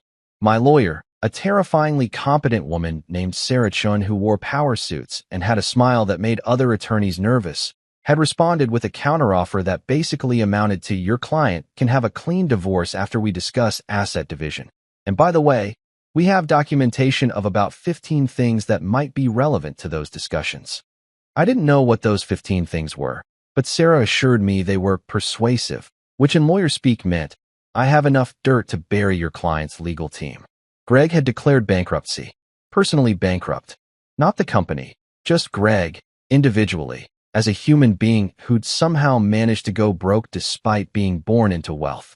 Apparently, his 3 failed startups had been funded with personal loans he'd guaranteed against his Harrington Global stock, and when the stock price crashed, the banks had come calling. The man who'd clapped at my firing was now filing for Chapter 11, and I'm not proud of how much satisfaction that gave me. Actually, no, I'm completely proud of it. Greg's bankruptcy brought me joy. And Mark? Mark had vanished like a crypto bro who'd just gotten caught running a pump-and-dump scheme.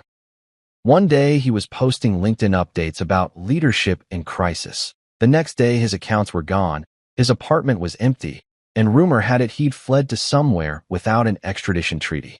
Some people said Dubai. Others said he was hiding in his mom's basement in Ohio. Either way, the man who'd winked at me via text message was now presumably winking at customs officials while trying to explain why he needed to leave the country so urgently. But here's where the story gets interesting. In that beautiful, ironic way that makes you believe the universe occasionally has a sense of humor. 2 weeks after the gala, I got a call from Patricia Morrison, the legal director who'd walked me into the ballroom like my corporate bodyguard. "Daniel," she said, her voice carrying that particular tone that meant something weird was about to happen. "The board wants to talk to you." "The board wants to talk to me?" I repeated, pretty sure I'd misheard. "The board of the company that fired me at a dinner party wants to have a conversation. The board of the company that's currently imploding and desperately needs someone who actually knows how the business operates," Patricia corrected. "Richard's gone, Mark's missing, Greg's bankrupt, and Sabrina has stepped back to focus on family matters, which means she's trying to avoid being deposed. The company is bleeding money, shareholders are in open revolt, and nobody currently in leadership has any idea how to actually run the operations. You, on the other hand, spent 7 years actually doing the job." I sat down on my couch, trying to process what she was saying. "Patricia, I'm the guy who exposed their fraud. I'm the reason there are federal investigations. Why would they want me anywhere near that company?"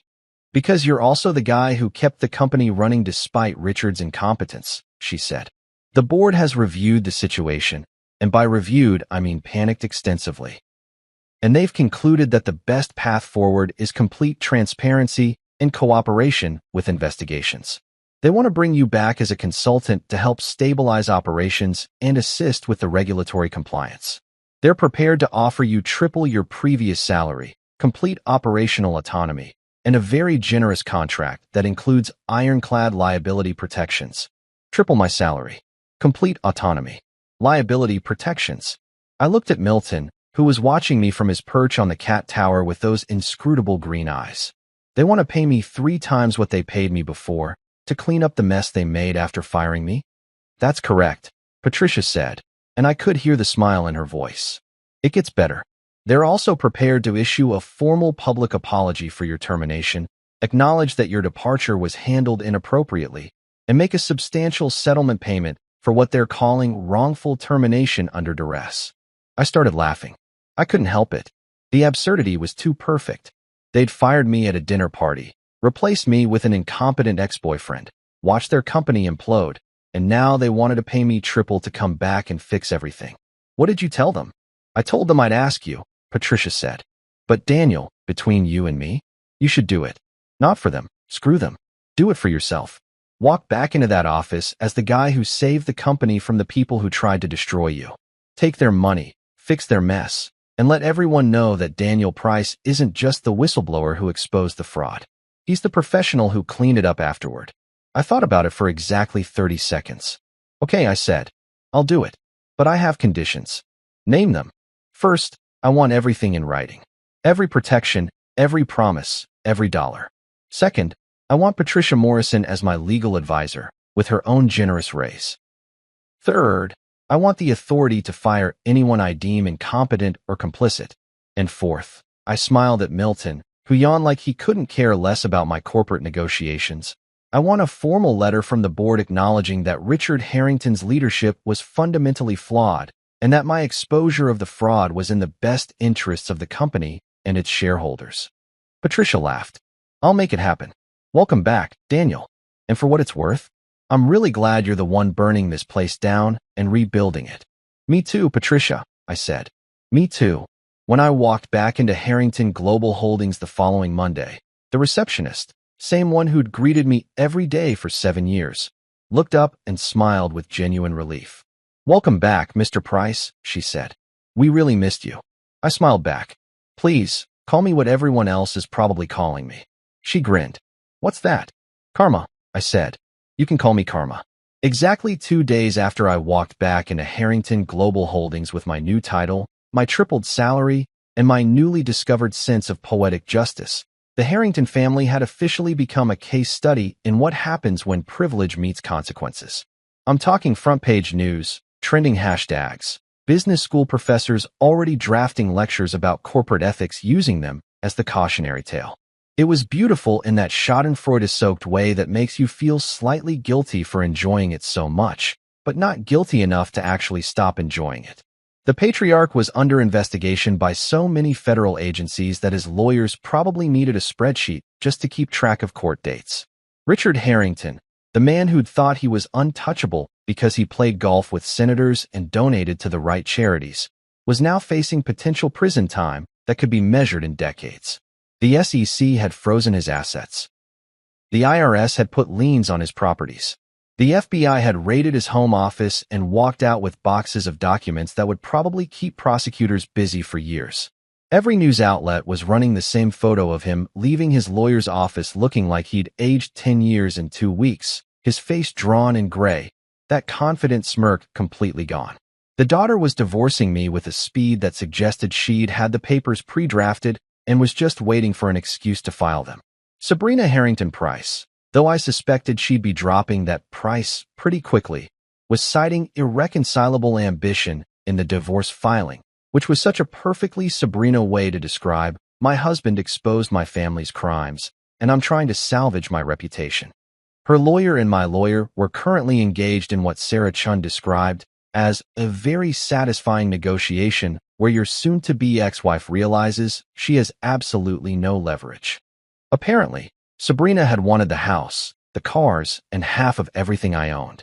Sarah had responded by pointing out that everything Sabrina owned was either purchased with potentially fraudulent money or was about to be seized by federal investigators, so maybe she should focus on not getting indicted instead of fighting over assets.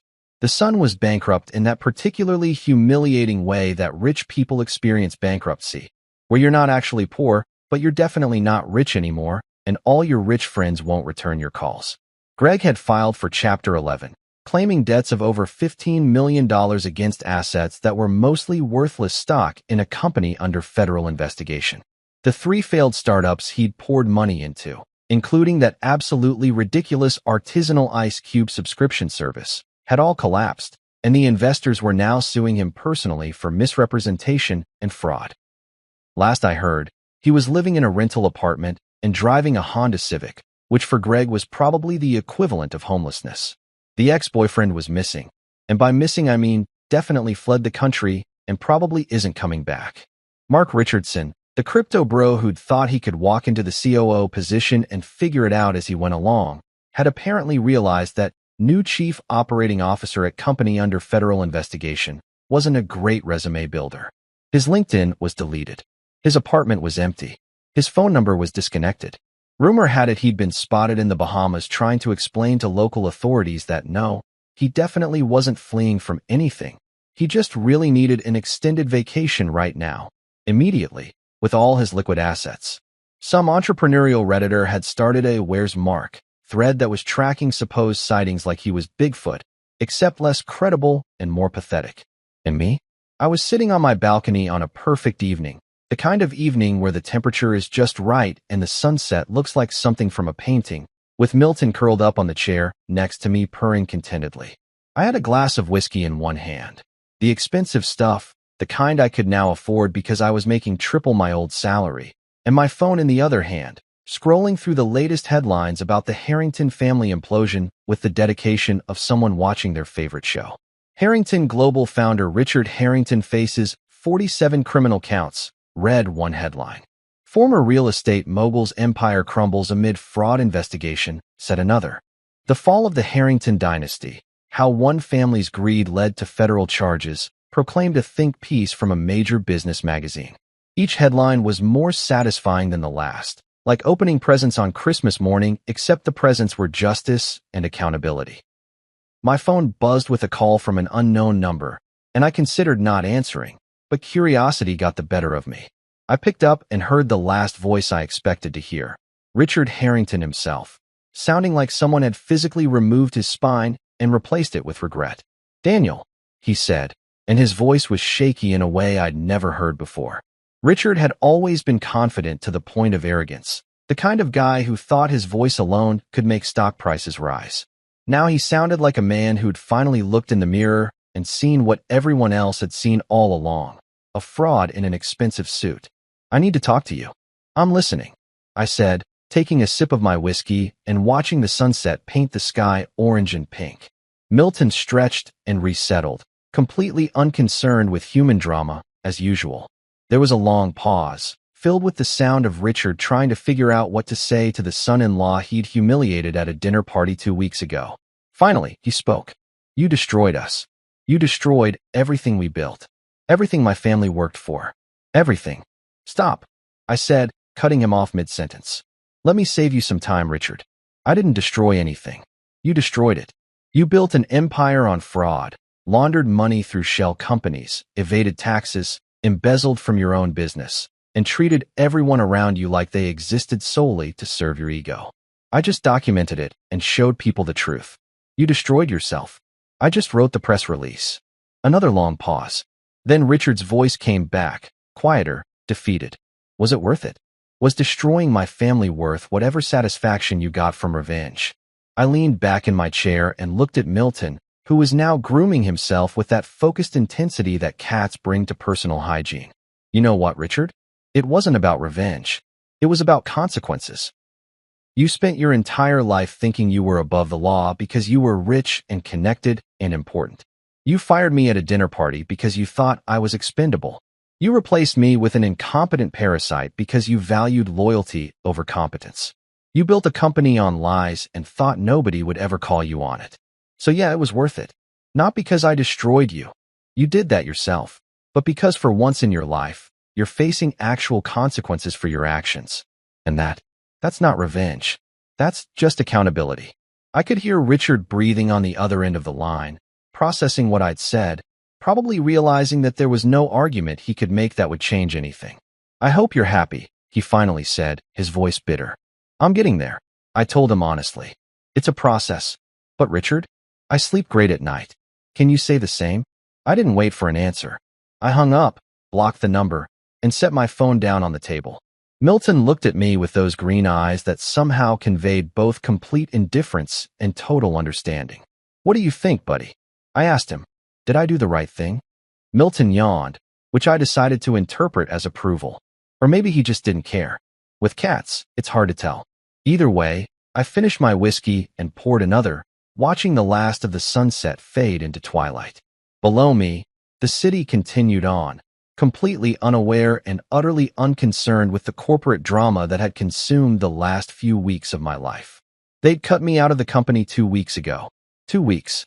In that time, I'd exposed their fraud, crashed their stock price, triggered multiple federal investigations, gotten divorced, and been rehired at triple my salary to clean up the mess they'd made.